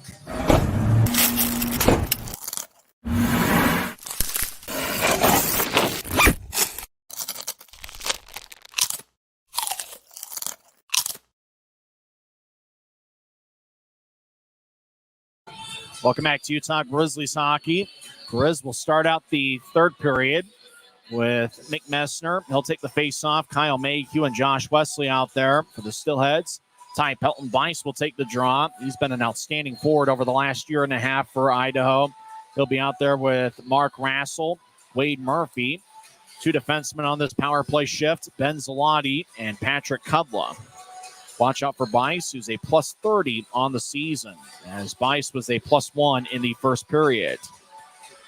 Grizzlies will be skating from left to right as we see it from high atop section 114. In your mind's eye, see it on YouTube. Idaho will be skating from our right to our left. Bice will take the draw for Idaho. As the puck is dropped, and it goes to Kudla at the Idaho line over to Ben Zalotti. Zalotti brushes to his right for Murphy, who steps over the line. He'll get around Mayhew. As Murphy around the net towards the near side, he'll tap it up top for Kudla. Kudla directs it to the right side for Zalotti over to Murphy. One-timer, kick save by Cranley. As Fitz comes out of the box, it's now a 5-on-4 power play. As Zalotti gets on the right side, he'll throw it to the far goal line. Now back to Zalotti. Zalotti slides it towards his right, and the puck bounced off the skate as Fitz challenges Bice, and the puck goes to Mayhew, who will loft it deep into the Idaho zone near side. Grizzlies make their first line change of the second period. Idaho with a 5-on-4 power play. Zalotti will drop it off a new tries for Bice. Bice crosses center. Right wing pass to Murphy. Connects. He'll skeet towards the right side. Righty shot. Saved by Cranley in the butterfly position. Puck bounces to Gallant. It will carry it across center ice. He'll get to the right side. Gallant right circle. Righty shot. And a blocker saved by Thompson. As Kudla will backhand it towards Murphy, who gets it at center ice. He's triple teamed as he enters the zone. Puck lifts in the air. Dropped by Murphy as he gloved it and dropped it. Now it goes back to the far side. Murphy will slide it to the right side for Kawaguchi, who skates towards his left. Kawaguchi now on the left point. As he surveys, he'll throw it back to the right side. Shot is blocked away off the stick, and it flies out of play. Taking that shot, we believe, was Ty Pelton-Bice with 18:42 left in the second. Draws going to be in the Grizzly zone. 27 seconds left in the Idaho power play. Steelheads lead 2-0. Draw on the far side, taken in one by A.J. White. As he gets it up top to Kawaguchi, right point. He has a glance off his stick, but he gets it back and backhands it towards the far corner. Our Curry over to Kawaguchi. He fakes a shot, skates towards his left. He's now in the left circle. Kawaguchi, shoulder shake. He'll skate around the net. Now he gets up top for Bice, who skates towards his left. Make that our Curry. Now to Kawaguchi over to Register. High slot. He'll take a lefty shot. Saved by Cranley. He holds on as Cranley slid towards his left to make the stop. 2 seconds left in the Idaho power play. Good job by the Grizzlies penalty kill. Obviously, Idaho with their power play percentage, and the Grizzlies struggling a bit on the penalty kill, but it's been tough. The Grizzlies penalty kill has been pretty good here so far. A.J. White will take the draw against the leading scorer for the Grizzlies, Brett Stapley, who has 26 assists and 38 points. Draw one by Idaho, back to 5-on-5 skating. Right wing shot saved by Cranley. Grizzlies come back the other way. Cutler crosses center. Now he steps over the line across the Stapley. Glanced off his stick. He gets it back, and he'll slide it all the way towards Cutler. Left side shot is blocked away by Max Neal, his teammate. Back to Cutler. Left side shot saved by Thompson. Puck goes to White. Far side. White near the corner. And now he'll pivot, and he'll carry it out of the zone as White crosses center. And he'll tap it off the far boards and chase after it as he gets around Burke. Mayhew will backhand it towards the near side for Cutler, who gets it to Stapley. Grizzlies race across center ice 2-on-1. Stapley steps over the line. He gets back checked by Merchant. Merchant spins him around towards the near corner, 2-on-2. As the puck bounces towards A.J. White, he'll throw it behind his back for Merchant. Will Merchant gets the center ice, and he'll loft it in as the puck skips off the ice towards the far corner. It goes around Utah's net. Grizzlies will move it out to center ice. Gallant angles it across towards Burke, who steps over the line. He stops on the left point. He'll get it up top to Wickers, who gets the Stucker back to Wickers, who feeds it to the near corner. Messner around the net. He gets checked by his own team, by his teammate, Cole Gallant. Stucker pushes Jade Miller, but Miller has the puck, and he'll backhand it towards Register behind Idaho's net. Still had spread the ice. 3 minutes into the second period. They lead 2-0. As Register fakes it to Miller. He skates up ice. Now push it to his right as the puck bounced off the far boards. It's going to be icing as Register is looking for Willie Nerum near the Idaho bench. But the pass was nowhere near Nerum, who stands 6'4" and 225 pounds. Draw comes back towards Brian Thompson. Grizzlies have Jeremiah Addison out there. He talks with Brandon Cutler. Max Neal out there. Looks like Neal's going to take the face off. Robbie Stucker communicates with Neal. Neal was having a pretty good year at the University of Waterloo, where he had 10 goals and 9 assists in 25 games. Neal crouches down. Number 6 previously worn by Kyle Mayhew earlier this season. Draw one by Idaho as they spin it along towards the near side. It goes past Kumatsis back to the Utah line where it's taken by Wickers. He tried to get it across to Stucker as the puck wobbles on its side like a spinning top. Stucker gets it far side. He'll go D to D with Wickers. He'll move it to center ice towards Neal. Max Neal, right side shot is blocked by Register. Near corner, Miller pushes Addison as Neal battles with Kumatsis. Puck goes back towards Kumatsis as Addison with a big-time high hit on Miller. Now Willie Nerum is pumping away on a Grizzly, and that was Jeremiah Addison. It looked like he hit Kumatsis up high. Register having some words with Addison. Might have been Jade Miller. Nerum's going to get a penalty. Looked like Miller was in the area. Addison with a high hit. But the only penalty appears to be Willie Nerum, who's going to get a cross-checking minor, and it looks like Utah is going to get their first power play of the game. As Addison will skate towards the bench. Looks like he's going to want to set a physical tone. It was Kumatsis who just got blasted with a good shoulder by Addison, and then Nerum started pushing Addison and just kind of started pumping away before the referee gave Willie Nerum a penalty. So the Grizzlies power play goes to work for the first time tonight. They are 15.8% this season. Idaho's penalty kill is 81.2%. Grizzlies won the draw. Mayhew in the right point. Gets to Stapley. Stapley skates towards the right circle. Stopped near the corner, and I'll backhand it to Mayhew. He gets it across to Wesley, wearing the captain's C. Over to Mayhew, who directs it towards Stapley, who gets it back towards Mayhew. Mayhew feeds it to Cutler on the right side. Cutler gets back to Mayhew in the high slot. He swings and didn't get much on it as it glides slowly towards Lincoln Earn, who backhands it to neutralize. We get a whistle. Looks like a hand pass is called on Utah. Draw's going to be at neutralize with 15:39 left in the second period and 1:35 left in the Grizzlies' first power play of the game. Cross-checking was the call on Willie Nerum. Time of penalty, 3:54 into the second period. Draw's actually going to be at center ice, where Stapley will take it against Ty Pelton-Bice. Stapley, the former draft pick of the Montreal Canadiens. He wins it. Josh Wesley will move it across towards Mayhew. Kyle Mayhew gets to center ice, drops it off for Cutler. Grizzlies power play goes to work. Cutler gets challenged at neutral ice. He gets pushed by Murphy, as Murphy now battles with Fitz along the near boards at the Utah line, as Fitz will backhand it towards Cutler, who gets it to Stapley. Brett Stapley gets to neutral ice. He crosses center. Now he skates over the line. He gets back checked by Murphy as he loses the puck, and sailing it all the way down towards Cranley is Patrick Kudla. The Grizzlies will start filtering some players on and off as Mayhew will skate to neutral ice as he'll steer it back towards Gallant. Passes wide of the mark as Cranley will watch Gallant take it as the puck was in the restricted area behind the goal line. Goes to Teixeira as Grizzlies make a full line change. Teixeira at neutral ice. Drops off for Gallant, who feeds it across to Burke, who steps over the line. Burke throws to the right point, nobody home, and the puck ricochets back to center ice.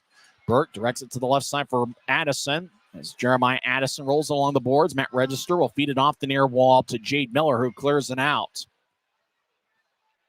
25 seconds left in the power plays. Cranley gets to Teixeira, who skates around Utah's net. Teixeira, the 6-year pro, played the last 4 years with Indy.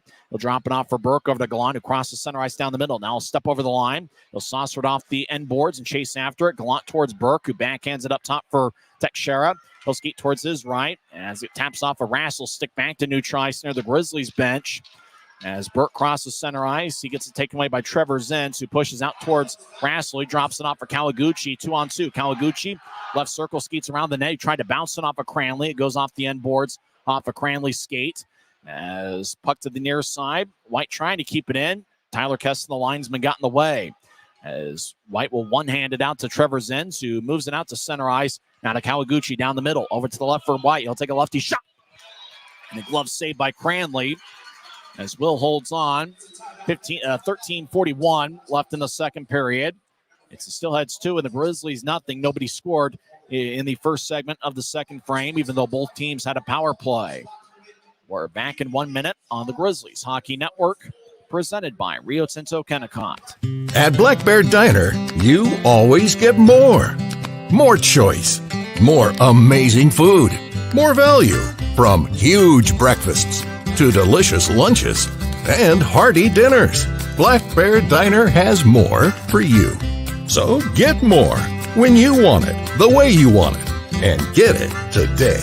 Good old-fashioned family food, Black Bear Diner. Black Bear Diner. This isn't just copper. It's our job. It's food on our family's tables. Without it, we couldn't stay in touch. It's what keeps our homes warm and our lights on. It's the power behind the team and a greener, brighter future. This isn't just copper. It's strong America.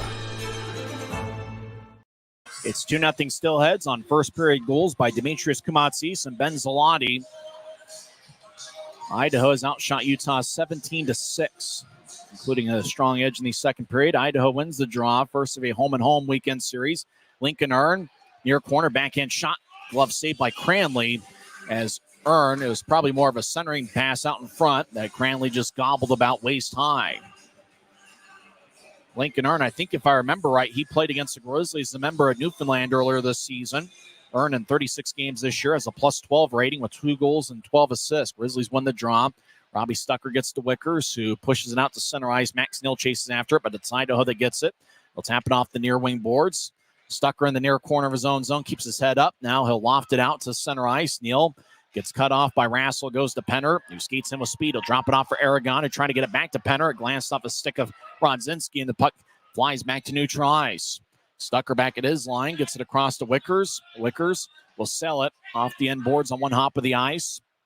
Aragon look to center it. It bounced off for Rodzinski.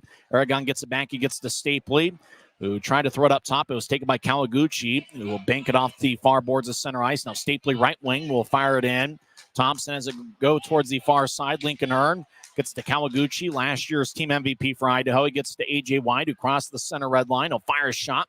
And the stick by Cranley. It will toss it off the end boards towards the far corner. Cutler gets hit as Mayhew loses it. Now it goes to Stapley near side. And so saucer it towards Adam Berg, who crosses center ice. He'll throw it in. Berg hustles after it as Cudlett and Cutler collide. Berg will drift it over to the left point for Mayhew. Now to Cutler left circle. Cutler trying to get the puck as it bobbles off his stick as he gets pushed by Register.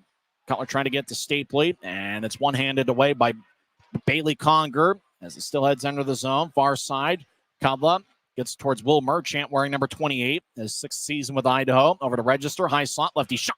Saved by Cranley, it bounced off his glove. Grizzlies get it, and they'll direct it out to center ice. As Cutler will throw it to the far corner as the puck wobbles on its side like a spinning top. As the puck goes out towards Merchant, he taps it off a Gallant skate. Register collides with Gallant along the near boards. The puck goes deeper into the Steelhead zone. Bailey Conger will move it across as Idaho will lift it just under the Grizzlies video board at center ice. Register left wing will wobble it in. Teixeira will get it from Cranley as Teixeira will one-hand it to Cole Gallant. He'll move it out to center ice for Messner, who battles with Zloty. It goes past Messner, taking it to Trevor Zins, who will brush it towards the near side for Ben Zloty. Zloty outlets it to center ice as Willie Niram gets around Gallant but loses the puck. Burke out towards Gallant. He skates down the middle. He'll step over the line left wing, trying to drop it off for Semick, but Semick was skating towards the net. Now center ice, Kumatsis steps over the line left side as he fakes it to Miller. Kumatsis with good speed, centers it out in front, and it bounced off the skate towards the near side. And Idaho directs it towards the net, and it's bounced by Semick. As Idaho, Jade Miller holds his face as if it were hit with a high stick, and it was. Penalty is going to be on the Grizzlies. Thompson skates towards the bench. As a delayed penalty, Ben Zloty gets it in front of an empty net, as Thompson's now on the bench until the Grizzlies touch it up. As Zloty gets it towards Bice, he'll cross center ice left wing. Bice gains the line. He'll step around Berg, centers over to Rassel. He gets cut off by Wickers. Near him, gets to the left side. Cudlett now across. Kawaguchi feeds it out in front. It bounced off of Cranley. Puck still alive. As Rodzinski will get it to Cudlett, high slot. He'll move it to his right for Niram, who has to go towards the far boards. Now Rodzinski walks down the middle. Lefty shot is blocked by Messner. Addison trying to touch it up, but couldn't. Kawaguchi over towards Niram in the far corner. Niram gets it across towards Rodzinski. Rodzinski towards Cudlett, back towards Rodzinski, who swings and misses. Puck goes back to neutral ice, now into the Steelhead zone where it's taken by Bice. The referee's right arm is now tired from having it being raised for over a minute now. 9:40 and counting left in the second. As Rodzinski drops off for Cudlett, he'll throw it to his right. Steelheads regain the line. Rassel banks it off the boards. Fitz touches up, and the whistle blows. You try raising your arm for like 2 minutes like that. That's got to be tiring, having to skate and do that at the same time. Semick can't believe it. High sticking's the call. So the Steelheads go on the power play for the second time here tonight. As the penalty happened with Jade Miller. Miller got hit by Semick. Didn't really look, Semick didn't mean to, but Miller was able to get the call. 2 minutes for high sticking. Time of penalty. 10:27 into the second period. Tomorrow night, the scene will shift to Idaho Central Arena. 6:50 pregame show, 7:10 face-off. Idaho leads 2-0. A.J. White will take the draw in the near circle against Utah's Tyler Penner. White will crouch down low. White played with the Grizzlies the year Idaho didn't participate in the 2020-21 season. He wins the draw. Register skates towards his right. He'll drop it off for Kawaguchi. Left side will get it towards the near goal line for Merchant, who couldn't get it. Curry gets it off the boards. He'll backhand it towards Kawaguchi along the near wall. Kawaguchi surveys. Now skate towards the near circle as he gets to Merchant. We'll tap it to Register off the wall. He'll move it to the right side for Curry. Back to Register. As Matt Register gets to Kawaguchi along the left circle, he gets to the near goal line to White back towards Merchant, who tried to fire towards the net but didn't get much on it. Curry, far side, gets to White behind the net. As White gets pushed by Wesley, Mayhew will backhand it towards the near corner. Now goes up top to Register, who keeps it in left point. He'll skate towards the near corner but gets to Merchant. Now goes back to Register as he surveys. As he'll skate towards the left circle. Register gets it towards Merchant. Gets it across. Shot and a score. Merchant to Curry to the back of the net as it's a power play goal for Idaho, and they lead 3-0 with 8:42 left in the second. My puck was over on the left side for quite a while. Register got to the near goal line for Merchant. Merchant fed it across to Curry, who was all alone on the right side. Curry's one-timer connects as he gets his 12th of the season. It's now the Steelheads 3, and the Grizzlies nothing.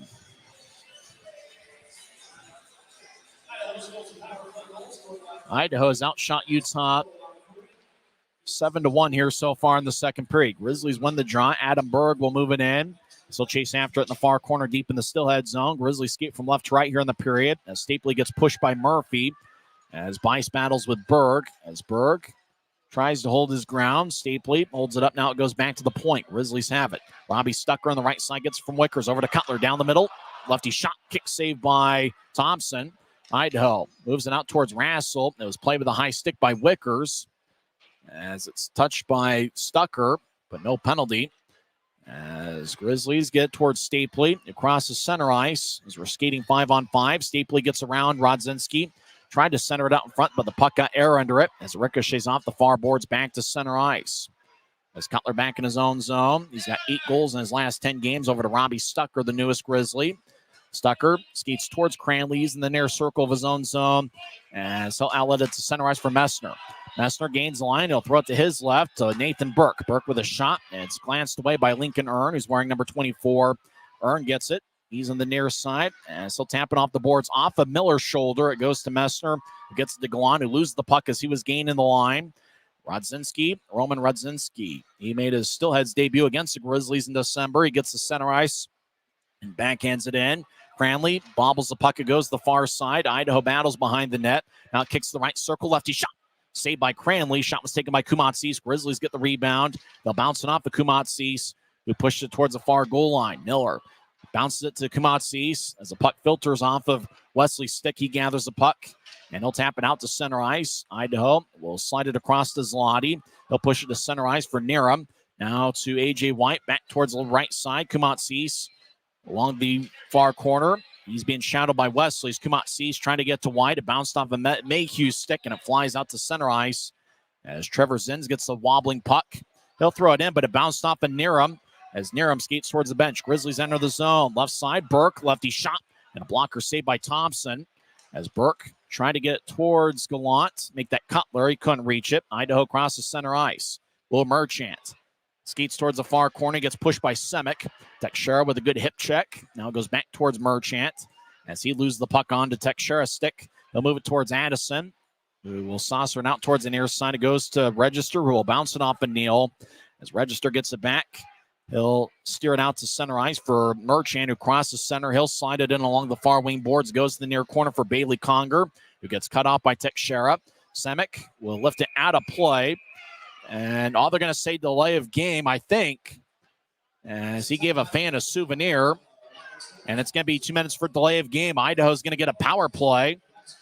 5:56 is left in the second period. Idaho leads 3-0 as they got first period goals from Kumatsis and Ben Zloty, and a second period power play goal by Francisco Arcuri.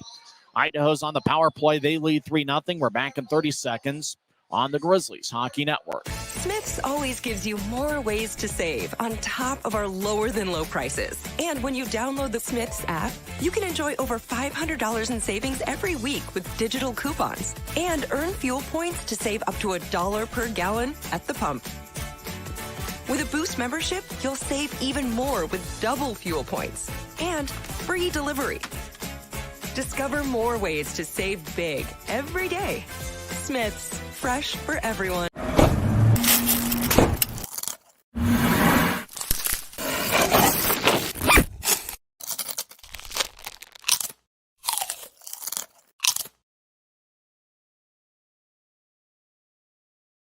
Jacob Semick gave a fan a souvenir from his own zone. And so Utah gets 2 minutes for delay of game, 14:04 into the second period. So Idaho's power play goes back to work. Idaho's outshot Utah 20-8, including a 9-3 edge in the second period. Bice will take the draw. He's out there with Mark Rassel and Wade Murphy. Up top is Patrick Cudla and Ben Zalati. Idaho wins the draw, but it goes between the two defensemen. Zalati chases after it. He gets it about 5 feet in front of Thompson. He'll start the attack. Idaho skates from right to left as we see it from section 114. As Mayhew tried to get it, as they dropped it off for Bice. Now Bice skates along the line, splits the double team, throws to the far circle. It bounced off a Mayhew stick. Rassel battles and Murphy along with Mayhew. Mark Rassel gets it. He'll slide it up top for Cudla as the puck got air under it. Cudla will bounce it off a Gallant, who locates it. He'll steer it to his left as Messner pushes across to Wesley. He skates around Cudla, backhand shot. Kick save by Thompson. And the whistle blew. Well, it blew pretty quickly. It looked like it just bounced off of Thompson, stayed in play. As the draw looks like it's going to be near center ice. The draw's going to be neutralized. Maybe Utah got called for offside. Either way, a very odd whistle. Wesley did look back as the whistle blew. Draw's going to be neutralized. Idaho territory near Utah's bench.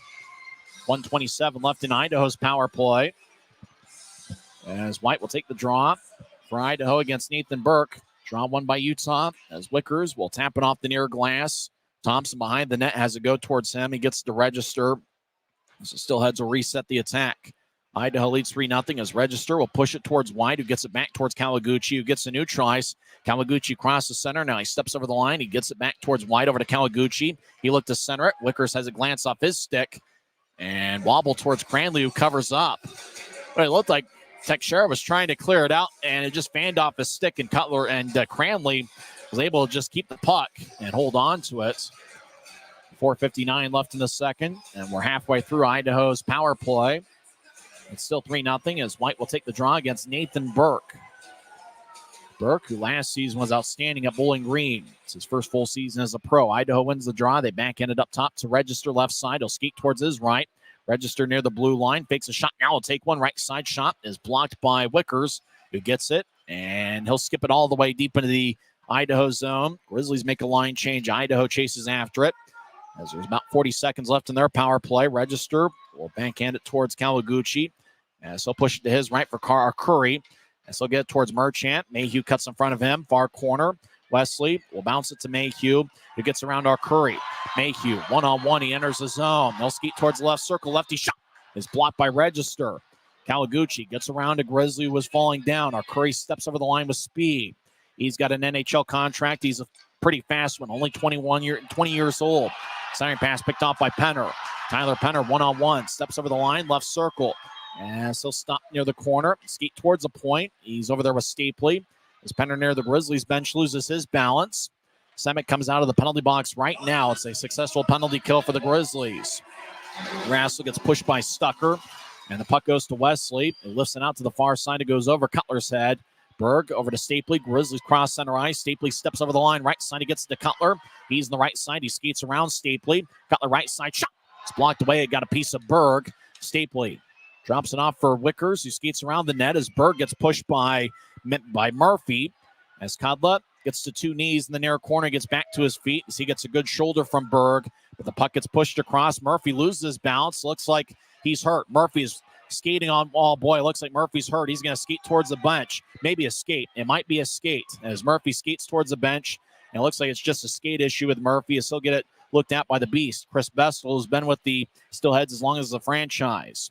As Murphy was hobbling off the ice, but I think it was just a skate problem. Grizzlies deep in their own zone have it. 3 minutes and counting left in the second period. As Quinn Wickers will get it towards Stucker. who outlets it to Max Neal in his pro debut. Neal gains center ice. Now he steps over the blue. He'll drop it off for Fitz, but the pass goes wide as Fitz was skating towards the slot. Puck gets tipped all the way deep in the Grizzlies zone. Wickers overskates it. Fitz will toss it in front of his net. He loses it as near him. Slot shot saved by Cranley. Rebound goes to Neal, who will bank it off the near glass. Fitz chases after it at the Idaho line, but it's one-handed by Lincoln Earn, cut off by Fitz, who tried to backhand it towards Neal, but it's taken away by Willie Nerum. Steelheads have been in the right place, the right time all night. Earn crosses center ice, will skate towards his right. As Neal got pushed, he'll skate towards the bench. He had lost his stick. He gets a new one from assistant equipment manager DJ McFarland. As the puck goes to the near side, Messner crosses center ice. He'll tap it off a stanchion. It goes deep in the Idaho zone. As Kawaguchi will move it across to Zlati, who crosses center ice. He'll steer it towards Merchant. Now White back towards Merchant. It's cut off by Semick. Now Merchant gets up top to Kawaguchi. Right side skates around. He'll take a shot and hits the post in the iron unkind.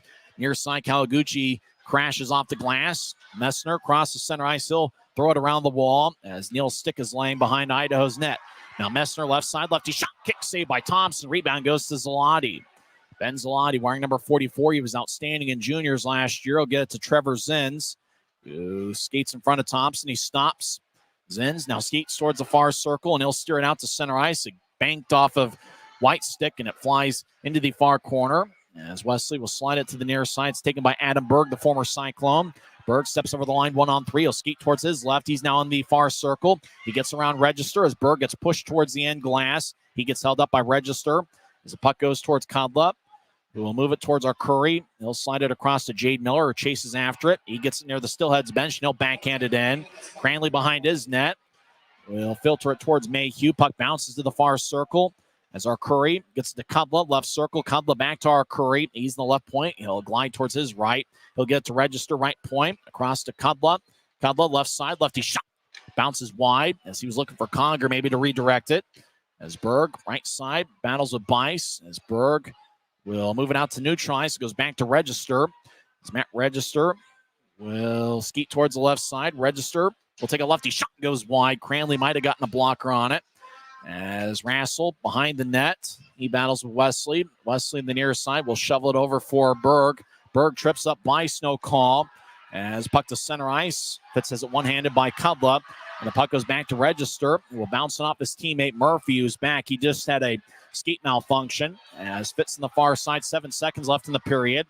Register took it away. As he'll throw it to the left point, cut off by Mayhew. He'll fire towards the net. He gets redirected. And that will do it for 40 minutes of play here at Maverik Center. As the Steelheads lead 3-0. Kumatsis and Zlati scored in the first period. The only goal is a power play tally by Francisco Arcuri. 11-18 into the second period, with the assist going to Will Merchant and Matt Register. And for Register, it's his 33rd assist this season. A lot of them coming on the power play. I could still make your bid for the Optum first goal of the game, as we're still looking for Utah's first tally of the night.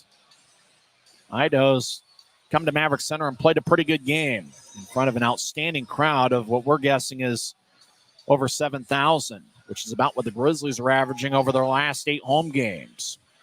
We'll come back and recap the first 2 periods, and we'll talk with Tim Broussard to get his thoughts on things, as the Grizzlies will be looking for a comeback attempt here in the third period, as Idaho leads Utah 3-0.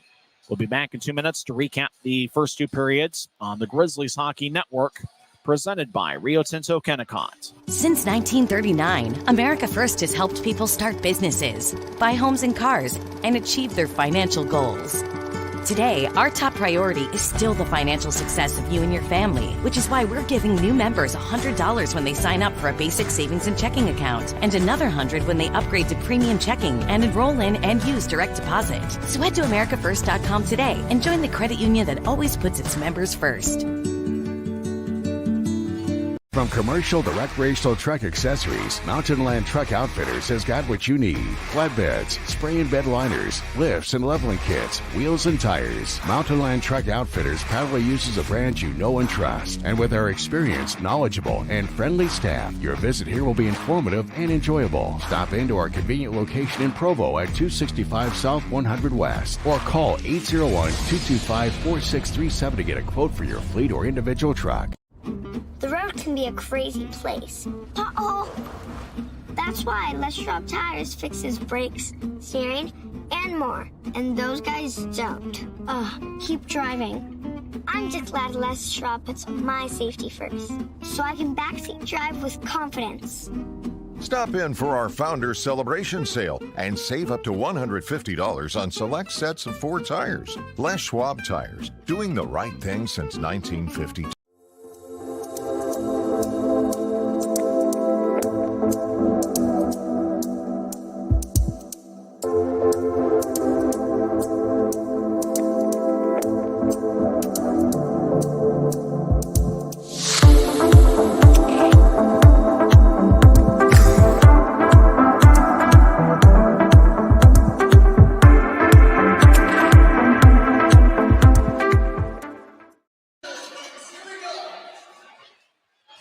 Welcome back to Maverik Center. Idaho leads 3-0 after 2 periods.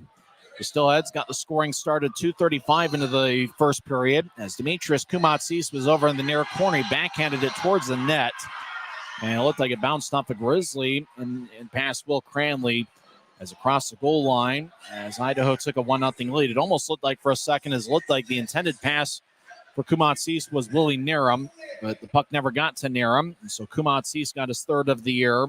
Trevor Zins got his 3rd assist of the season. Zins started the season elsewhere. He actually started the year. He didn't start it with the Steelheads, but he joined Idaho. It's the first time he's played against the Grizzlies. Trevor Zins started the year with the Indy Fuel. In fact, Zins played in 6 games with Indy last season to get his feet wet in pro hockey. Last year he was a teammate with Keone Teixeira. This season he played in 24 games with Indy before he ended up with Idaho. It's his 9th game with the Steelheads, and he now has 1 goal and 2 assists.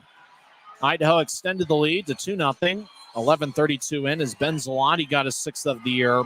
Ty Pelton-Weiss and Wade Murphy got the assists as that gave the Steelheads a 2-0 lead. That's where it stood after 20 minutes of play. Idaho outshot Utah 11-5 in the first period. Idaho started the second period on a 5-on-3 power play for the first 22 seconds, and then Fitz came out of the box. Grizzlies did a good job on that penalty kill as it stayed a 2-0 game. Willie Niram for Idaho got a cross-checking minor, 3:56 in, and Utah was able to get no shots on that power play. Jacob Semick got a high sticking minor, 10:29 in. And the Steelheads responded with their 3rd goal of the game as Francisco Arcuri scored on a one-timer from the right circle. He got his 12th of the year, 11:18 in. Will Merchant got the main assist, and he's just kind of sailed it across towards Arcuri. And for Merchant, it's his 7th assist of the season as he's playing his 15th game of the year with the Steelheads. He spent some time earlier in the season in the EIHL with Manchester. But Merchant certainly very familiar with Idaho fans as this is his 6th season overall with the Steelheads. It was a power play goal. Idaho is 1 for 4 on the power play so far this evening. Semick got 2 minutes for delay of game, 14:04 into the second, but the Grizzlies did a good job on the penalty kill in that occasion.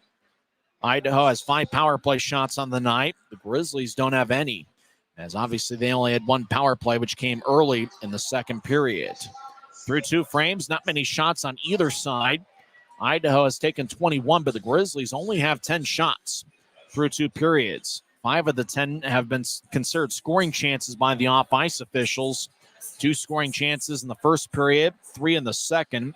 For Idaho, they had 11 shots in the first period. 8 were considered scoring chances in the second period. 4 of the 10 shots were considered scoring chances. So 12 of the 21 shots that Idaho has taken have been considered to be scoring chances. For Utah, the only guy that's got more than one shot on the evening is Brandon Cutler, and that's really not a surprise considering that Cutler came into play tonight with 167 shots, which ranks second in the league. So after 2 periods tonight, Cutler is up to 170 shots on goal. 1 shot each for Max Neal in his pro debut. Brett Stapley, Mick Messner, Dylan Fitz, Josh Wesley, Nathan Burke, Cole Gallant each have 1 shot. For the Steelheads, it's been a pretty balanced attack. Demetrius Kumatsis leads the way with 3 shots. Murphy, Arcuri, Lincoln Earn, Matt Register, and Mark Rassel each have 2 shots. Grizzlies are going to need a strong third period, and Utah over the last 8 games have really been pretty good in the third periods. In fact, over the last 8 games, the Grizzlies have outscored opponents 13-6 in the third period. So we'll see if the Grizzlies have a third period comeback in them.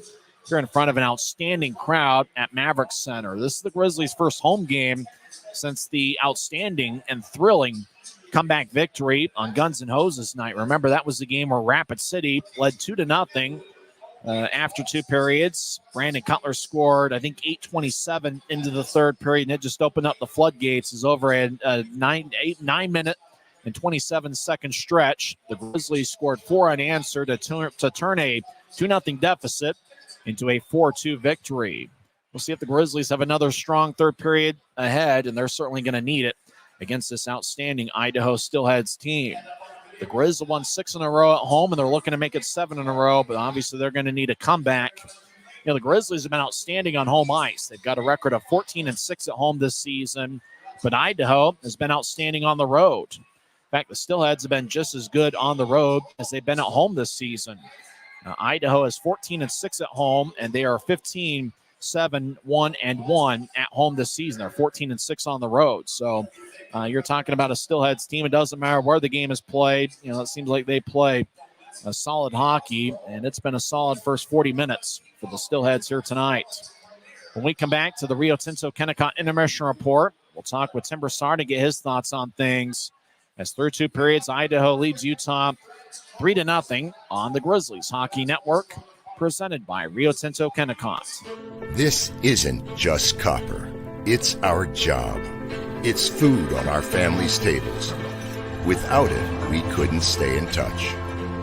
It's what keeps our homes warm and our lights on. It's the power behind the team and a greener, brighter future. This isn't just copper. It's a proud Utah and a strong America. It's the Steelheads 3 and the Grizzlies 0. And Tyson Whiting here with Tim Broussard. You're on a Friday night. The next 2 home games tonight and next Friday here at Maverik Center. And remember, the Grizzlies tomorrow will be at Idaho Central Arena. It certainly was an interesting first 40 minutes of play, partly because Idaho just seemed to be Johnny on the spot. Wherever the Grizzlies were, it just seemed like there was 2 Steelheads in the same spot. Right, and you know, all my notes are all through there. The amount of Idaho control of the puck. Yeah. The puck support that Idaho is able to give it by having that man come in and not give up an odd man break because they're clumping and they're not, you know, spread out. And even then, when we get an odd man break, what we're doing with it, well, we're not having enough success gaining the zone, and they're be able to back check and be able to at least disrupt the play enough that we don't even get a shot at chance, you know, at times. So, but boy, we're having a really tough time through the first 40 minutes. What do you make it? You know, there was a delayed penalty, and Idaho had the puck for about a minute. I feel bad for the referee skating at the same time, raising his right arm. His arm had to have been tired by the end of that. I mean, what do you really make of that? That's poor play by the Grizzlies, I'll be honest with you. That's the second time that's happened in the last couple of games that you've called it, that, you know, they had an extended period of time on the odd man, even though the power play hadn't started yet. You still have to play to the whistle, and you're taught to play to the whistle, and we weren't doing that. We were kind of, well, they'll just, you know, kick over the puck and then we'll start the power play. But what actually ended up happening, they had an extra, you know, minute and 4 seconds of odd man time, even though it wasn't 5-on-4. it was 6-on-5, but that still counts, folks. And that whole time, the Grizzlies didn't have that. And mixed with that Idaho control and that possession and how well they're doing in the offensive zone, that's a recipe for disaster. I think between the chess match between Everett Sheen and Ryan Kanasowicz. Oh, I've got two pictures here, right? The game is in two pictures. It's Everett Sheen here, and he's got this classic pose, and it's the chess pose, right? He's got his kind of arm folded, but the chin, the knuckle up at the chin, going, do I play this ace or do I play this ace? I'm not sure which ace I should play, right? And then conversely, you have Kanasowicz on the other side. Oh, come on. Oh, no. There we go. And he's looking up and down his bench like, guys, what the heck? He's looking for answers. Yeah, he's definitely given the stink eye to more than a few players up and down the bench. So the game plan is in there. It's just not clicking for the Grizzlies yet. It almost feels like, they're in that Tulsa series, that Berg, Stapley, Cutler line. That was one that really got going offensively. It feels like if the Grizzlies going to get a comeback attempt going, it feels like that's going to be where the spark plug is going to come from, that Stapley, Cutler, and Berg line, especially with Berg's hustle. Right, and that's what we're expecting to see. What we're actually seeing is Stapley gaining the zone and having trouble keeping the puck because of the Idaho pressure on the initial man. Whoever enters the zone first, everybody's on him just like a bunch of gnats or flies or just, obnoxious, and they're having success doing it, and that high pressure is causing us all different kind of problems. The other thing is that we are really doing a bad job passing, and I'm not going to turn this into a Grizzlies bash fest here, but we need to clean that up. We need to make better decisions, and then when we need to make our decision, we need to commit to it and make a good choice, and then execute it, make a good pass, because that is not happening through 40 minutes. That might be part of Idaho being Johnny on the spot, just being in those right places. For the Grizzlies, maybe you get a new try, so maybe you carry it in for a little bit, and then see if we can establish something that way. Right. So you're looking at, if you're looking at the game from a scouting perspective, right? You're looking at what triggers. Well, one of the triggers is, how is the Grizzlies formation as they gain the blue line in the offensive zone? Conversely, how Idaho is going to gain their offensive zone. But that blue line is a trigger. The Grizzlies through here, because of the pressure from Idaho, are coming in so discombobulated or dissegmented that they're having a problem getting set up in the offensive zone to receive a pass. So the guys aren't in position. We're looking around who's open, and Idaho's just sitting there waiting to send the other guy down on the, for an attack down there. And it's really playing favors into Idaho's hands. It seems like the Steelheads kind of play in layers. You get to new tries, you got a guy or two there. Then you get to the blue line, there's another couple guys there. So it's almost like if you're reading plays, you get to center ice, you don't have a 2-on-1 all that often. At some point, you either, it's either even numbers or you feel like dumping it in because they got back defensively. Right, and you called it earlier, with the right place, right time all night. You typically don't see the success on this clumping type without giving up odd man chances the other way. Well, that's what they're getting away with, and it's really frustrating. We've got decent team speed. We're not the fastest team. We are not the slowest team. Yeah. So you would think that at some point, by them having that amount of puck support and that amount of defensive pressure on one man, whoever enters the zone, 2-man on, right, that's going to leave a missed assignment going the other way. And they've been living on that razor's edge all night, and they've been winning at it. So I'm hoping that their luck comes due in the third here, and this is where we can kind of exploit that tactic that they've had success with so far. So the Grizzlies are just kind of looking for that spark plug that kind of generates something if they're going to make a comeback attempt here. Right. This is where somebody like Adam Berg, even Penner, with his, success he's had over the last month or so, this is the stage built for them, right? Those role players to get up, set up, break the ice, and then just start the deluge, just like what you mentioned with Rapid City. All it's going to take is one, get a little bit of success, show Idaho that we're here. If it takes a little bit getting chippy and mixing it up, that's okay. But remember, first and foremost, we got to gain the zone, gain the opportunity to shoot, get that shot on net and make it count, and then be ready for the rebound if there is one. One guy to watch out for, I think he's been playing hard all night, Mick Messner. I think he's due for something with the way he's played. Right. He fills right into that build. Anybody who can set up that play and gain the zone and all it takes is just a little bit of time and space, and they can be successful setting up the rest of the play for everybody else.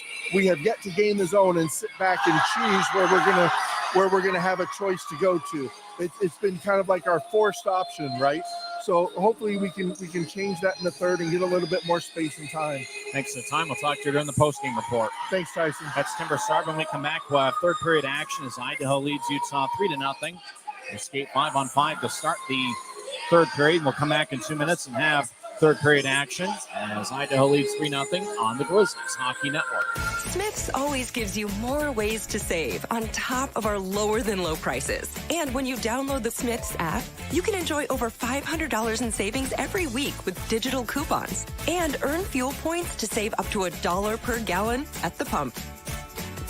With a Boost membership, you'll save even more with double fuel points and free delivery. Discover more ways to save big every day. Smith's, fresh. At Black Bear Diner, you always get more. More choice. More amazing food. More value. From huge breakfasts to delicious lunches and hearty dinners.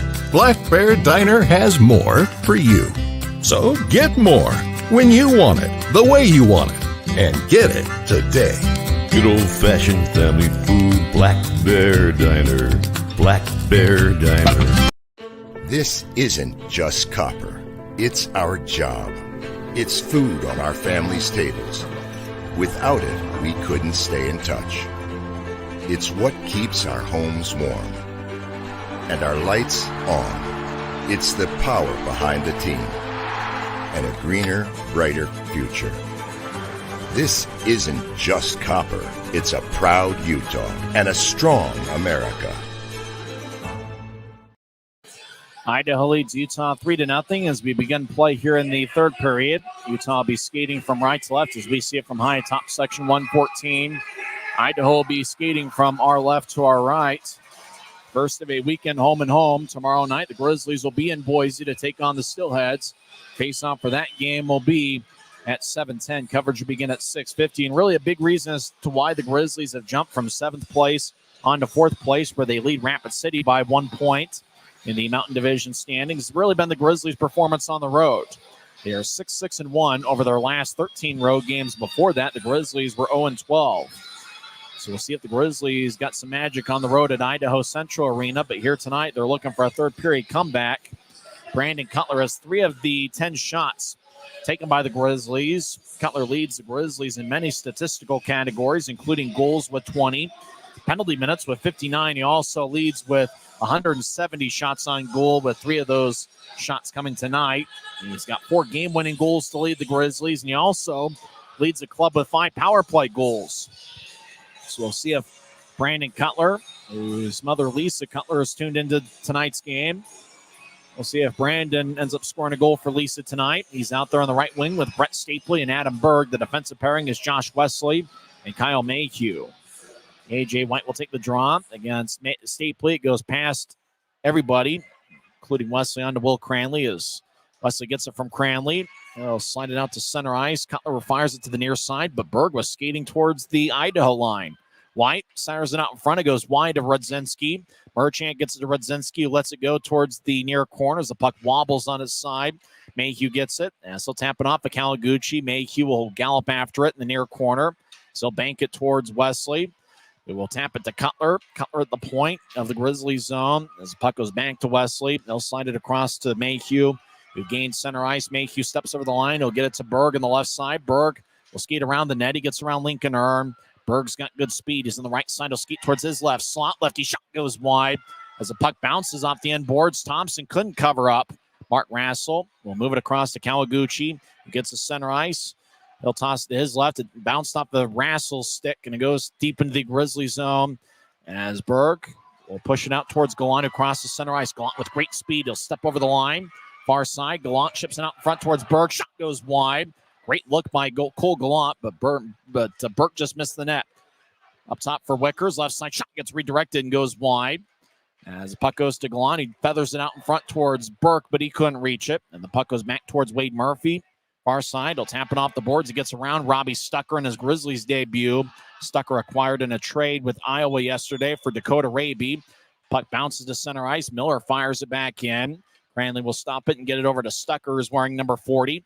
Stucker fakes it to Wickers. Now he'll outlet it to center ice. Puck got air under it. It bounced off of Zloty. Grizzlies gained the line. Left side, Cutler's shot is blocked away by Zins. Now right side shot saved by Thompson. Neal was hacking away, but Thompson covers up. As we get our first whistle of the third period with 18:10 left. As Grizzlies had a pretty good look with Brandon Cutler on the left side. Thompson was able to make a stop. If you're a Grizzlies fan, you really have to like the effort there in the first minute 50 of the third period. As remember, the Grizzlies' last home game was that fabulous comeback victory against Rapid City where they trailed 2-0 and scored 4 unanswered over the span of 9.5 minutes. As Cutler's shot was blocked by Zins. And then Addison had a good look from the right side that Thompson made the save on. Thompson's got one shutout earlier this season. He's a big goalie at 6'5", Melissa at just 183 pounds. Thompson spent last season in the WHL with Lethbridge. He's got an AHL contract with the Texas Stars. As Idaho wins the draw, they get bounced behind Thompson's net. Miller across the center ice. It's his second year with the Steelheads. He previously played with South Carolina. Miller, right wing, lefty shot. Bounces off the Semick skate.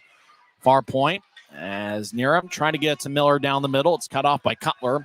Cutler gets to neutralize slowly. Now he crosses center with speed. Cutler steps over the line. Left point. Lefty shot. Bounces off the Ernst stick, and it flies out of play off the protective netting.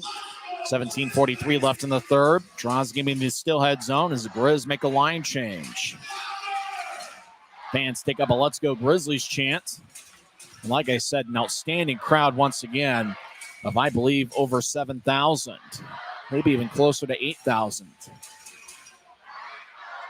Penner will take the draw. He's got Fitz to his left and Aragon to his right. Up top is Mayhew and Wesley. As a draw one by Utah. Dylan Fitz skates towards his right. He'll toss it to the far corner. Wesley, sharp angled shot. It's the side of the net. Merchant gets it off the net over towards Arcuri as he'll lift it in. Mayhew chasing after it. So does Fitz. Fitz collides with Arcuri as Fitz gives a good shoulder. As the puck goes towards Wesley in the far corner, he hustles after it, bounces it off of Penner, goes to Aragon. Aragon crosses center ice. He'll bounce it off of Rodzinski. As the puck goes to Aragon at the line, he'll backhand it off of As Aragon re-enters, he throws it in, but Fitz was in the zone, delayed offside. As keeps the play alive, he'll get to Arcuri, who flies it off his stick deep in the Grizzly zone. Cranley gets it off the near wing boards as Mayhew will bank it towards Wesley. Wesley, the Grizzlies captain, played over 160 games in the AHL. He moves it out to center ice. Puck lifts high into the air, bounces at the Idaho line for Rassel. So tap it ahead for Kawaguchi, who one-hands it to the near corner and chases after as Wicker loses his balance. As Kawaguchi closes the gap as he gets taken away by Wickers. Wickers will skate around Cranley's net. He'll toss it towards Mayhew, who skates around Cranley. As Mayhew skates down the middle, he gets a new try, so push it to Stapley, who enters the zone. He'll get to the right side for Cutler. He'll take a lefty shot. That's blocked by Register stick. Cutler gets it back along the far wall. He'll take a lefty shot that goes wide. He went glove side on Thompson, but missed the net. Wickers skates around Thompson towards the far side. He gets it to Stucker. Stucker had one goal with South Carolina last year. Stucker skates towards the near corner. He gets it to Stapley. Stapley skates towards the point. Keeps it in the zone as he lost track of where he was. He gets triple teamed, but moves to Cutler. Left circle, Cutler skates in. Centers it out towards Berg, but he goes wide as Berg was cutting towards the net. The puck on its side goes to the Grizzlies zone. Stapley chases after it. He gets it. And so saucer towards his left for Berg, who gets cut off at center ice by Register. 2-on-2 battle as Register hacks away. As Stucker comes out with the puck, he'll toss it to Cutler near side. Well, the timing just seems to be off on the Grizzlies as somebody's expecting them to zig, and instead they zag. As they'll toss it towards Burke. Nathan Burke crossing center ice as he'll lift it in. Puck wobbles towards Thompson. He directs it towards the far side. Idaho gets cut off at center ice by Mick Messner, who's played hard tonight. Teixeira over to Semick along the near wall. He'll outlet it to center ice. Berg gets cut off, but it got redirected at new try. No icing. As Thompson will drop it off. As Ben Zalotti, who's got a goal tonight, moves it to the far side. Idaho lifts it in the air. Chasing after it's Murphy. As Semick gets it, he gets over towards Burke. Burke around to Teixeira. And so backhanded to Cole Gallant. Gallant wearing number 25. He gets the new tries, but loses the puck. He chases after it. Lincoln Earn gathers it, and he'll throw it towards Zins, who pushes ahead as Jade Miller fakes to his left. Now tosses to Murphy on the right side. Murphy will throw it in as he's at the end of a shift. Texera will backhand it towards Gallant, who slides it towards Neal, back to Gallant. Outletting it to Addison. Addison skates towards the right circle. Lefty shot is blocked by Earn's stick, and it flies out of play as play is stopped with 14:38 left in the third. Tonight's attendance, well, that was way off. I thought it was in the sevens. 8,607 here at Maverik Center tonight. 8607. Pretty close to a full house here on a Friday night. As pro hockey here at Maverik Center has hit a renaissance. That means we're averaging pretty close to 7,500 per game over the last 9 home contests. Idaho wins the draw. Rudzinski over to Lincoln Earn as he'll get it to Bailey Conger, who angles it towards the far side. It banks off the Grizzlies. The board's near the Grizzlies bench. Mayhew over to Wesley, who gets the center ice. It lifts off of Conger's stick and flies into the Steelhead zone. Icing, though, is on the Grizzlies as Conger was at neutral ice when he tipped it. So draw is going to come back towards Will Cranley. So far, he has stopped 18 of 21. Not many shots by either side here in the third period. Only one shot by Idaho. Only one for the Grizzlies as well here in the first 5.5 minutes of the third period. Max Snill crouches down to take the draw against Idaho's Jade Miller. It's Miller's second year with Idaho. As puck goes towards the far corner, Mayhew gets it across to Wesley. It's a face-off win for Utah as they get it to Addison. Addison pushes to new, tries, but it goes to Jade Miller. Kudla surveys back in his own zone. As he'll tap it across towards Register, or directs it back towards Kudla. As Kudla will get to new, tries. He'll lift it in as the puck skips off the ice. Mayhew gets it off the end wall as Mayhew will start the attack. As he'll shovel it out to center ice. It goes off a Register stick onto Thompson. It moves to the far side as Addison collided with Arcuri. Arcuri will come off the ice at the end of a shift as Kudla crosses center ice. And he'll saucer it in as the puck skips off the ice. Wickers will tap it off the near corner for Robbie Stucker. Stucker battles with Merchant, but moves it towards Aragon, who flips it into neutral ice. It goes back to Idaho as Register will bank it towards the far side for Trevor Zins. And so push it to center ice. Idaho gets it, and they'll dump it in. Cranley behind his net will backhand it towards Stucker on the far side. They'll get it to Fitz, who directs it towards Penner, who gets the center ice. Penner will skip it in as the puck wobbles on its side like a spinning top, but goes to the near side. Idaho tries to carry it out of the zone as Fitz hits Merchant with a shoulder. As Wickers gets around A.J. White, taking it away is Nearham. Nearham had a four-goal game recently as he gets held up by Stucker. Taking the puck is Penner. As Penner gets the new try, he gets hacked by Nearham, but Penner keeps the puck across the center ice, and they'll backhand it in. Grizzlies make a full line change. 12:45 and counting left in the third. Idaho leads 3-0. Spice crosses the center ice. He gets around Stapley. Spice skates towards the left circle. Now he throws it around the net. As Texera did a good job cutting off his shooting angle. As Stapley, left wing crosses center ice. He'll skate in. He's now down the middle. Splits the double team. Throws it towards Berg onto Thompson, who kicks it away. Cutler left circle. Shot. Didn't get much on it as it bounced off for Earn. Stapley gets tripped up by Murphy. Oh, no penalty. That's a surprise. Stapley looks at the referee. As Idaho has numbers 3-on-2. Murphy over towards the left side. One-timer. Kick saved by Cranley. Shot mistaken by Lincoln Earn on a one-timer. Puck bounces off of his skate. As the Grizzlies enter the zone, Cutler far side. Gets back checked by Murphy, but Cutler keeps the puck. He backhands it out in front towards Berg. It goes past him off the near wall. As Texera gets blasted in the near corner by Kumatsis. As the puck goes back to the corner that was vacated, Rudzinski charges after it. He loses the puck as Stapley, left point, gets it taken away by Kumatsis, but the puck rolls towards the Denver product, Mayhew. As he'll steer it out to the left side for Cutler, who regains the line. Cutler skates towards the near corner, and he'll move it across to Messner. McMessner skates around the net. He gets tripped up, hacking away near Thompson's net. As Kudla will backhand it ahead. As Conger moves to his left, back towards Conger, the Boise native. As the puck towards the Utah line, Cutler gets it, and he'll skate to center ice, and he'll throw it in. As Cutler comes off the ice at the end of a shift, Matt Register has it behind Thompson. As we're about 9 minutes into the third period, Steelheads lead 3-0. As Register gets to Kudla on the near side, Kudla with a blue line to blue line pass that tipped off of Conger's stick. It goes to Mayhew. Mayhew shovels it off for Messner. Messner pushes to center ice for Gallant. As Gallant throws it in, Penner chases after it with good speed. Penner behind the net gets pushed by Register. As Penner continues to battle with the Register, Kudla joins the play. Now it's taken by Gallant. He gets it up top to Wickers. Wickers on the left side. Slides it to the near corner for Neal. Over to Wesley. Far side, he chips it to Addison. He's on the right side. Lefty shot is blocked by his teammate Neal. As Idaho will shovel it high into the air. It's gloved at the Utah line by Wickers. Still directed to Neal. It glanced off of his stick onto Stapley. We're trying to get to Addison. It rolls back to Neal. As Neal will tap it off the far boards. A.J. White shovels it out towards center ice, but Stapley keeps it in. He'll drop it off for Stucker. Gets pushed out to neutral ice. Stucker near the Idaho bench gets double teamed and taking it as Idaho throws it in. That was Jordan Kawaguchi, who signed back with Idaho after he was their team MVP last year. He just recently signed with them as Kawaguchi and White exit. Grizzlies, Stucker fakes to his right. Now he gets to center ice, and he'll drive it into the near corner. Grizzlies skate from right to left here in the third period. 9:50 and counting left in the third. As Aragon trying to push it to Fitz, it's taken by Murphy. Still shovel it as the puck wobbles on its side towards center ice. Semick gets it to Teixeira. Tex over to Fitz at the Utah line. Fitz pivots, skates towards center ice, and he'll fire it past Bice. It goes deep in the zone, but the whistle blows as they determine that Fitz did not cross center ice before dumping it in. So icing is on Utah with 9:35 left in the third.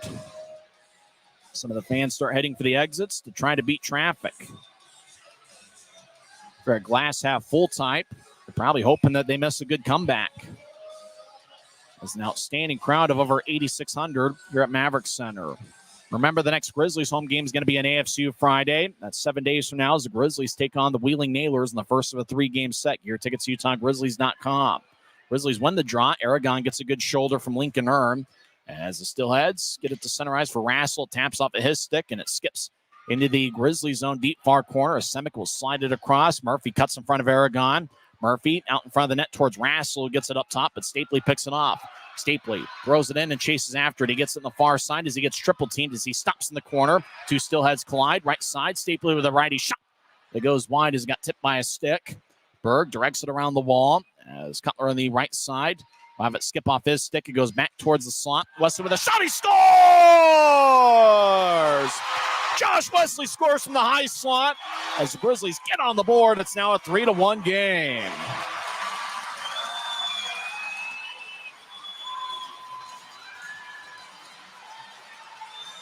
That's Wesley's 12th goal of the season. He now takes over the league lead for goals among defensemen. As the puck ended up off a Cutler stick onto Wesley high slot, and he went stick side past Brian Thompson.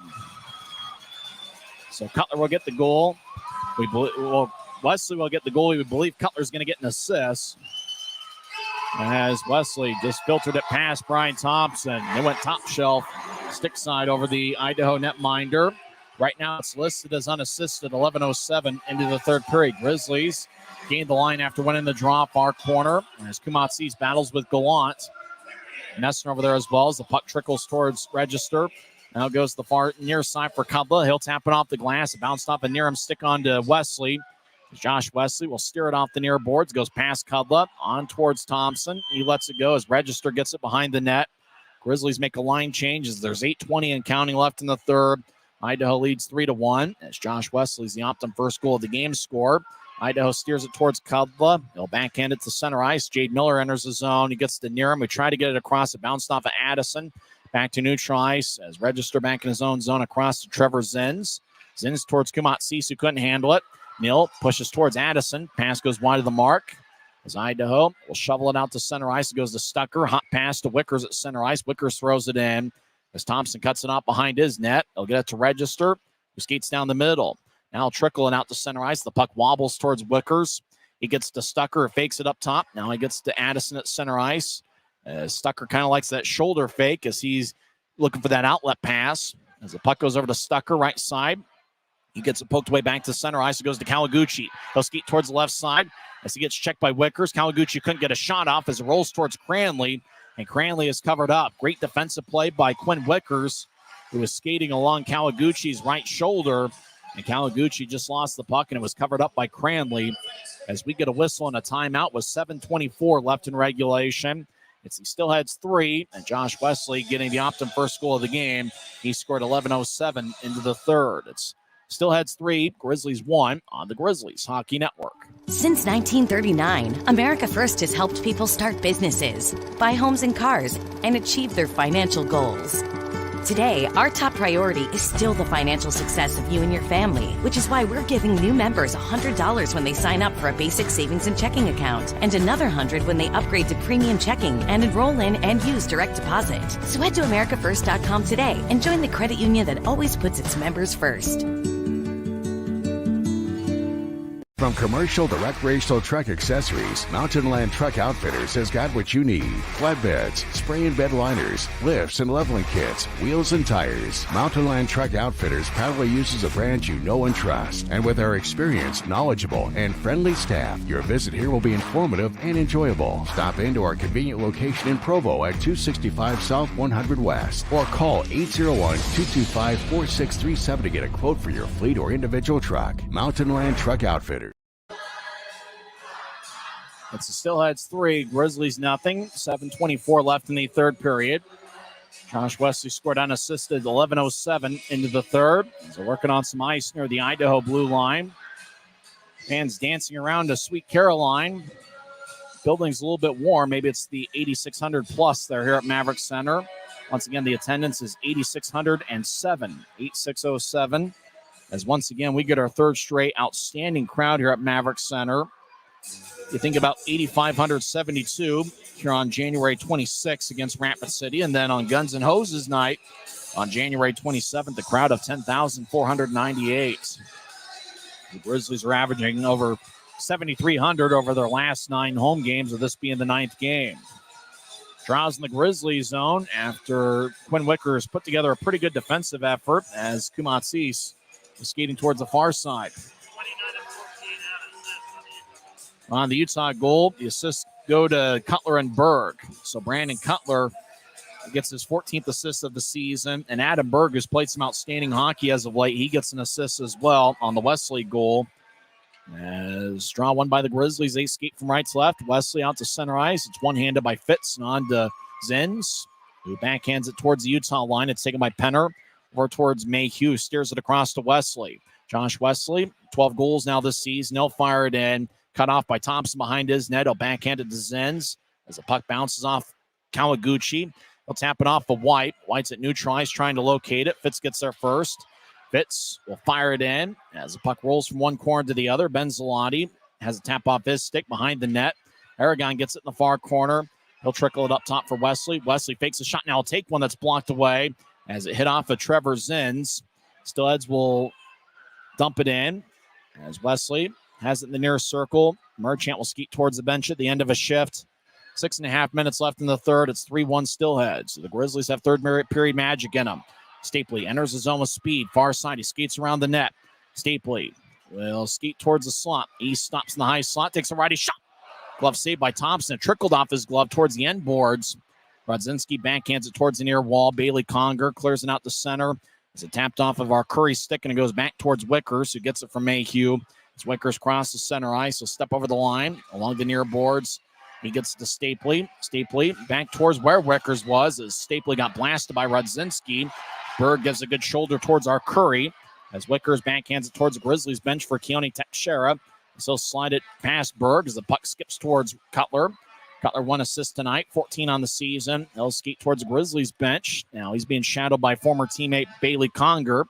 Cutler gets to center ice. Now he gains the line, skates towards the left circle. Backhand shot, kick saved by Thompson as Cutler created a scoring chance out of nothing.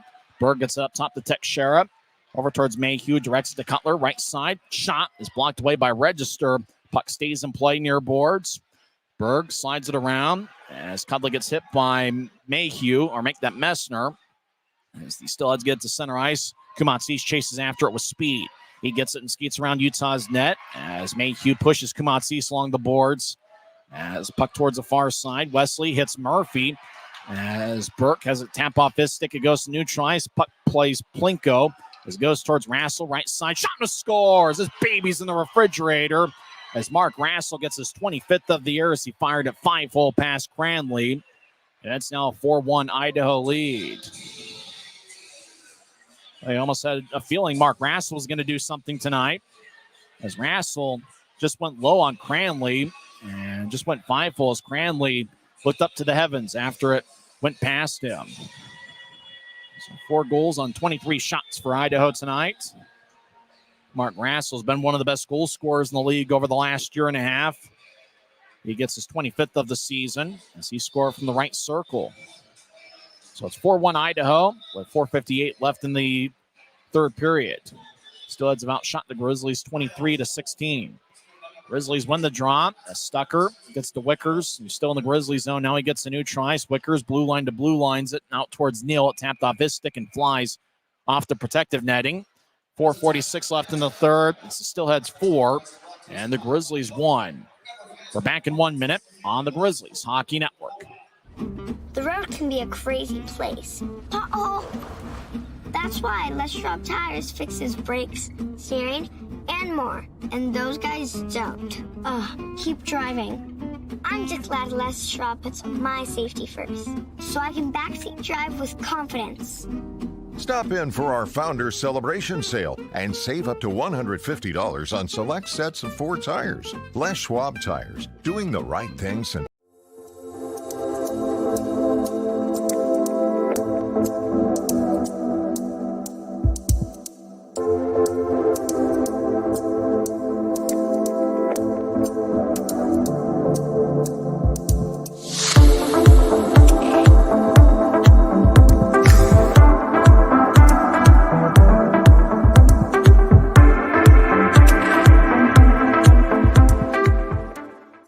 It's Idaho 4, Utah 1, as Mark Rassel scored 15:02 into the third period. Draw's going to be at neutral ice. Jeremiah Addison is out there with Max Neal. Neal in his pro debut. Cutler on the right wing. Up top is Stucker and Wickers. Max Neal turned 22 this past January 31st. Grizzlies win the draw. Cutler danced around the far corner. He gets it taken away as Idaho. Skipping out to center ice. Goes to Murphy. As Murphy twists into the zone as he gets around Wickers. Murphy and Wickers hold each other as Neal will feed it out to center ice. Puck got air under it as Earn throws it back in. Addison gets it towards Stucker. He slides it to Neal, who backhands it towards Wickers. He gets to center ice. Wickers crosses center. And he'll lift it over Rodzinski's head as it skips over the far corner. And puck goes back over to Lincoln Earn as he moves it ahead. As crossing center ice is Marchant. Marchant stops in the right circle. Lefty shot. And a body save by Cranley as he absorbed it around the front of the Grizzlies jersey. Right there about logo high. Cranley holds on with 4:02 left in the third. Looks like Rassel's goal was unassisted with 4:58 left in regulation. So looks like it's going to be a Steelheads victory. And if they hold on, they will go to 15-6 on the road. As Utah wins it, Teixeira lifts it out to center ice. It's gloved and dropped by Lincoln Earn. He'll get it to Marchant near the Grizzlies bench. Still fire it in as the puck skips behind Cranley's net. It goes to Teixeira. It moves it towards Semick. Semick left wings it towards Penner, who steps over the line onside as Penner skeets towards the corner. So lifted towards Teixeira as Fitz collides with a Steelhead. It goes back towards the near side. Teixeira with no stick. It's to Aragon. Left wing. Lefty shot is blocked as it was blocked by Register. He moves it towards Kawaguchi, who couldn't get it. And icing is on Idaho with 3:27 left in the third. Both teams will head out of town right after the game. Steelheads will head back to their hometown of Boise. For the Grizzlies, they're going to leave overnight as well. About a 4.5, maybe 5-hour bus trip. Hey, if you got nothing to do, might as well see if the Steelheads have any tickets available. Their barn holds about 5,200. If you can get a ticket and get into tomorrow night's game, love to see some Grizzlies fans out there.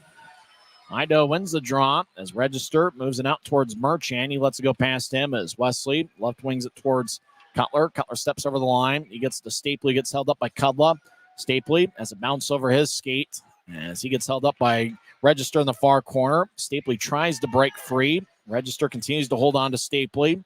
It's Adam Berg gets the puck. He'll skate towards the left point. He gets pushed by Kawaguchi as Berg moves it ahead. And he was looking for Cutler, got held up. Register moves to the far side for White, who crosses center ice, and he'll skip it in as the puck trickles kind of like one of those rocks over the lake. As Wesley, near side, gets around Conger. Now Wesley gets to center ice. He keeps the puck as he'll skate in. He makes a nice move around to Steelhead. Right side, Wesley fires on a tough angle, and it lifts towards an air glass. Mayhew gets pushed by Conger as the puck goes deeper towards Stapley off his stick. As the puck now in the near corner, Cutler battles as he drags down a Steelhead with Jade Miller. As Zins throws to the far side. Now Idaho gets it 2-on-1. As Idaho gains the line, they skate towards the left circle. Lefty shot saved by Cranley. Rebound goes to Utah as the shot was taken by Jade Miller. And he had Conger cutting towards the net. As Conger was skating down the middle. About 2 minutes left in regulation. Mayhew steps over the line. He gets around Kumatsis. He fakes it to the point as Mayhew backhands it towards the near corner as Burke delivers a hit. Mayhew gets tripped up by Kumatsis. No call. Near him crosses center ice. He gets it towards Kumatsis. Left circle, he gets around Gallant, skates in, shot, kick saved by Cranley. But what a beautiful move by Kumatsis. As the puck goes to Nathan Burke. They'll move it towards Gallant. Now the puck near the Idaho bench. It lifts off a stick into the Steelheads bench as Will Merchant gets the puck. And he'll throw it behind the Steelheads net. Fan in the front row probably has not had a good view of the game. He comes away with a souvenir. Kumatsis got around Gallant and skated towards his right. That would have been the goal of the week had it connected, but Cranley was able to kick his pad out and make the stop. 1:35 and counting left in the third. Grizzlies win the draw as Wickers will push it ahead as the puck goes deep in the Steelhead zone. As Penner spins around Rodzinski. Lincoln Earn moves to the far corner for Rassel, who scored a third period goal. Idaho has it behind their net as Earn gets tripped up by Fitz. And the puck gets over to the far circle. Rassel will lift it out to center. Puck bounces to Wickers. Blue line to blue line pass towards Fitz connects. Fitz tried to dump it in, but it bounced off for Earn. As Kumatsis will trickle it out to center ice. Rassel couldn't get it. As it goes to Semick at the Utah line. Over to Stucker. 1 minute left in regulation. Idaho leads 4-1. Ahead to Fitz, who backhands it in. As the puck goes over to Matt Register, the longtime league player. As he has a tip at center ice as he throws it in deep. Cranley tossed off the near board. Semick couldn't reach it. Register will trickle back towards Cranley. It's taken by Teixeira, who skates behind Cranley's net. 35 seconds left in the third. As Teixeira gets it towards Cutler, who backhands it out towards center ice. Idaho chasing after it. Shout out to Sid Kanasowicz, who got me the tie that I'm wearing. Sid's been working on his golf game. He narrowed the stance a little bit, and he's been playing a lot better over in the state of Florida. As a puck out towards the near side, Aragon gets to Cutler. As Cutler crosses center ice left wing, he'll step over the line. Cutler skates towards his right as he gets double teamed and tripped up. Now right side, righty shot, saved by Thompson. As the puck bounces back to Cutler's slot. His shot is blocked by Murphy at the buzzer. And that will do it as the Steelheads really had a balanced attack tonight. They win 4-1 as they got goals from 4 different players. Brian Thompson saved 16 of 17 as he was solid in net. The Grizzlies' 6-game home winning streak comes to an end. And for Idaho, it's their 5th straight victory over the Grizzlies here in the regular season. Final score from Maverik Center, it's Idaho 4, Utah 1. As the Grizzlies near center ice salutes this great crowd as 8,607. We're here to see the Friday night affair. The scene shifts to Idaho Central Arena tomorrow night. I think Fierce Fighting Championship will be here at Maverik Center. That'll be entertaining the crowd tomorrow night. Grizzlies head to the locker room. Idaho really put together a good 60-minute effort as they come away with a 4-1 victory. As the Grizzlies still played good hockey as of late, but just couldn't find it tonight. Final score, Idaho 4 and Utah 1. Post-game show starts in 30 seconds on the Grizzlies Hockey Network. Since 1939, America First has helped people start businesses, buy homes and cars, and achieve their financial goals.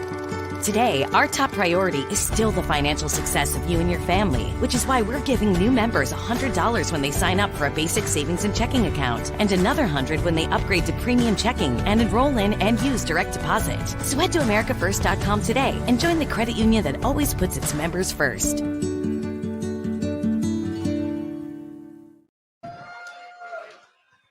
Final score from Maverik Center. The Idaho Steelheads 4, Utah Grizzlies 1. Demetrius Kumatsis got Idaho on the board, 235 in. He picked up his third of the year. Trevor Zins got his third assist of the season. Zins started the season and had one assist for Indy. He now has 2 assists in a Steelheads uniform. Steelheads extended the lead to 2-0. What turned out to be the game winner. Ben Zloty scored 11:32 in with Ty Pelton-Bice and Wade Murphy getting the assists. Idaho led 2-0 after one period. They outshot the Grizzlies 11-5. In the second period, they extended the lead to 3-0 as Francisco Arcuri scored on a one-timer from the right circle. Will Merchant and Matt Register got the assists. Idaho was 1 for 4 on the power play. Utah was 0 for 1. Steelheads led 3-0 after 2 periods. Josh Wesley got on the board 11:07 in with the assist going to Brandon Cutler and Adam Berg. As Cutler was in the right point, just kind of filtered it across towards Wesley, who got in the high slot. Wesley put it away for his 12th of the year, which means he now leads the league among all defensemen in the league in goals. Now, remember, 2 years ago, Charles Edward Dastu led all league defensemen with goals. As he had 26 on the season, and for Josh Wesley, he picks up his 12th.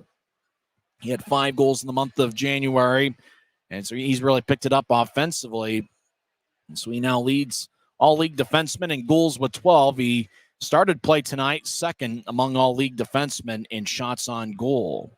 So with Wesley scoring on a beautiful shot, stick side over the right shoulder of Brian Thompson, he was the Optum first goal of the game score, and he ended up with Utah's lone tally of the night.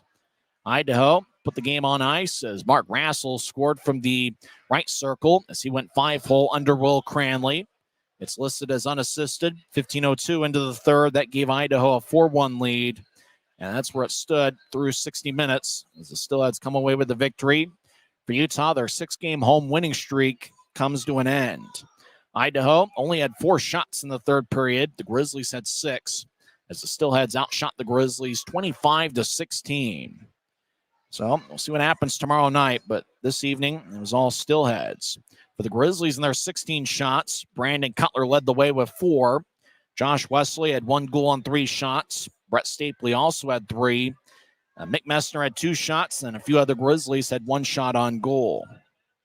To lead Idaho, Demetrius Kumatsis had 1 goal on 4 shots. 3 shots for Lincoln Earn and Mark Rassel. One of Rassel's 3 shots found the back of the net. Francisco Arcuri had 1 goal on 2 shots. Wade Murphy, Jade Miller, Will Merchant, and Matt Register each had 2 shots, and a few other Steelheads had 1 on the night. 3 stars of the game. Francisco Arcuri is the number 3 star. He scored the power play goal 11:18 into the second period. Number 2 star, Demetrius Kumatsis, who got the scoring started 2:35 in. Kumatsis has outstanding speed. He was a forward in college at Arizona State. Late last season when he signed with the Steelheads, he became a defenseman. And he was a defenseman to start the season. He moved to forward, and he's done a good job for Idaho. In fact, he was one of their best forwards in late December when the Grizzlies played at Idaho Central Arena. The number 1 star tonight, Ben Zloty, who led the Steelheads with a +3 rating. Zloty and Trevor Zins were each a +3. Zloty only had 1 shot. It found the back of the net. It turned out to be the game winner. And because of that, he's the number 1 star of the game.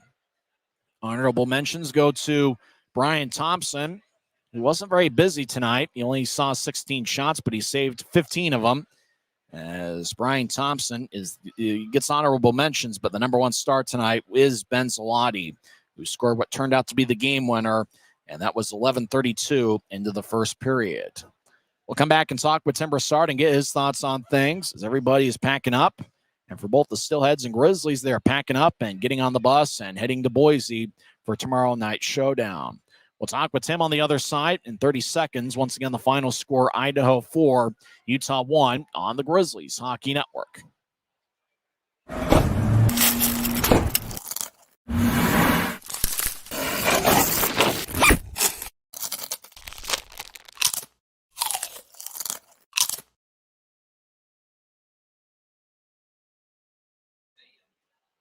Welcome back to Maverik Center. An outstanding crowd of 8,607 saw the Idaho Steelheads defeat the Utah Grizzlies 4-1 as Idaho is now 5-0 against Utah this season.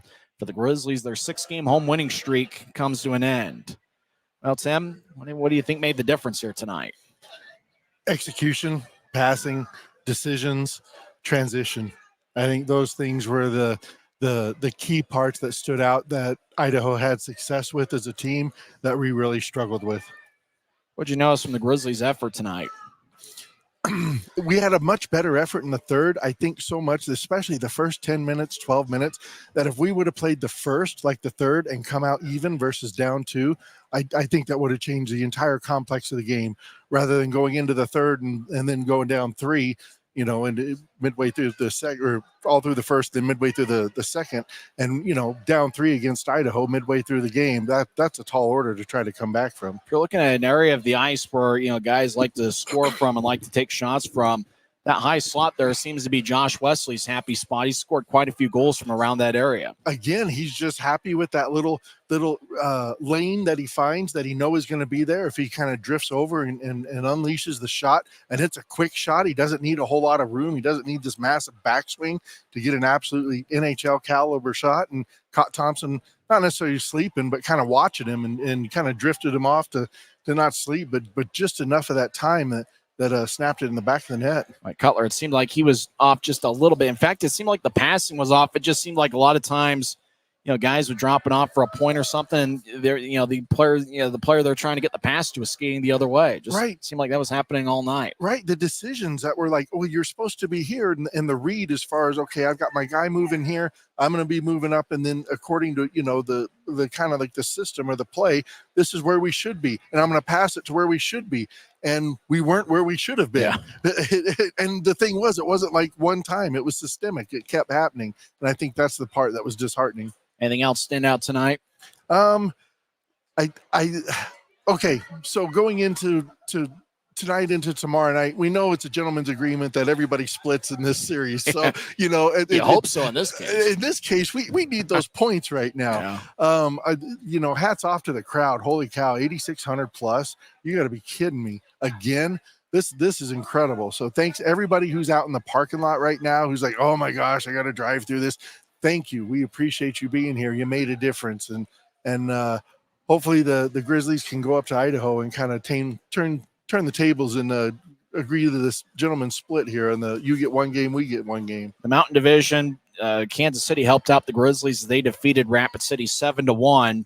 Allen's kind of battling there as well, and Allen got a 6-3 victory over Tulsa. So it looks like Allen right now has fourth place by a point, as the Americans now have 42 standings points, and the Grizzlies have 41. But it feels like it's going to be one of those things that's going to come down to the final couple of weeks to determine those playoff spots. It's kind of like you crest the hill and you're looking at the next horizon and you're like, I've seen this movie before. Yeah. Everybody, and you're watching all the horses run down the valley, and you're like, I know how this scene ends. Everybody's going to run down to the last minute, come down to the wire, and then that'll determine who your playoff contenders are for the division. Best part about tonight's game was it went 2 hours and 10 minutes, and like you said, the crowd was outstanding. 8,607.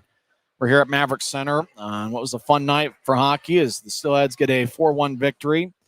There's a lot of fans on the ice right now taking pictures and things of that nature. A lot of groups coming out to Maverik Center, and as I mentioned before, the ticket staff's just done an outstanding job in the office and getting crowds here, and we're talking over 7,300 on average over the last 9 home games, and everybody in the Grizzlies office just done an outstanding job. Where can somebody call to get this? This is fun. People are coming out after the game, getting pictures on the ice as groups and stuff like that. This is fun. Well, I think you could call 801-988-8000. I'm not sure. I mean, the ticket people are on the ice right now, so I'm not sure if they're going to answer your call at this very moment, but 801-988-8000, or you can also just go to UtahGrizzlies.com and get your tickets there. That looks like a lot of fun.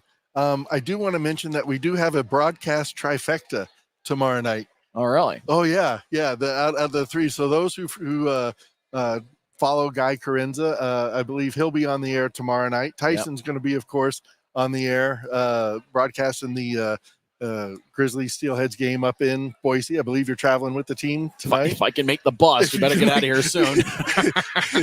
And then I'll be on the broadcast for the Ogden Mustangs, so it'll be kind of a fun. The three amigos from last year. Everybody's going to be on the same night tomorrow night. That's terrific. So that'll be fun. I think they can catch Guy's game as well as your game on Hockey TV. So Flow Hockey, go to Flow Hockey, and if you're on your computer, open up a tab on each one of us, and you can have That's it. Right. Just leave it on Tyson's audio, and then you're all good. Hockey TV, you can do the trifecta. I got the Grizzlies and Steelheads. Tim's over there with the Ogden Mustangs, and Guy Krenza, who's with the Amarillo Wranglers this season. I think they are in El Paso, one of Guy Krenza's favorite places in the world. As I'm not sure the nickname of the El Paso club, but the Amarillo Wranglers will be in action tomorrow night in El Paso. Well, there's a lot of fun. Hope you enjoyed the broadcast, if not necessarily the final outcome. Once again, in 2 hours and 10 minutes, in front of a great crowd of 8,607, the Idaho Steelheads got together a pretty balanced attack as they got goals from 4 different players. It doesn't look like there was a single Steelhead that had more than 1 point tonight. Ben Zalati got the game winner, and he was a +3. So because of that, he's the number 1 star tonight. Demetrius Kumatsis got the scoring started, 2:35 in. He is the 2nd star. Francisco Arcuri is the 3rd star of the game. We'll come back tomorrow. The scene will shift to Boise, Idaho at Idaho Central Arena. 6:50 pregame show, 7:10 face-off. For Tim Broussard, I'm Tyson Whiting, and it is what it is.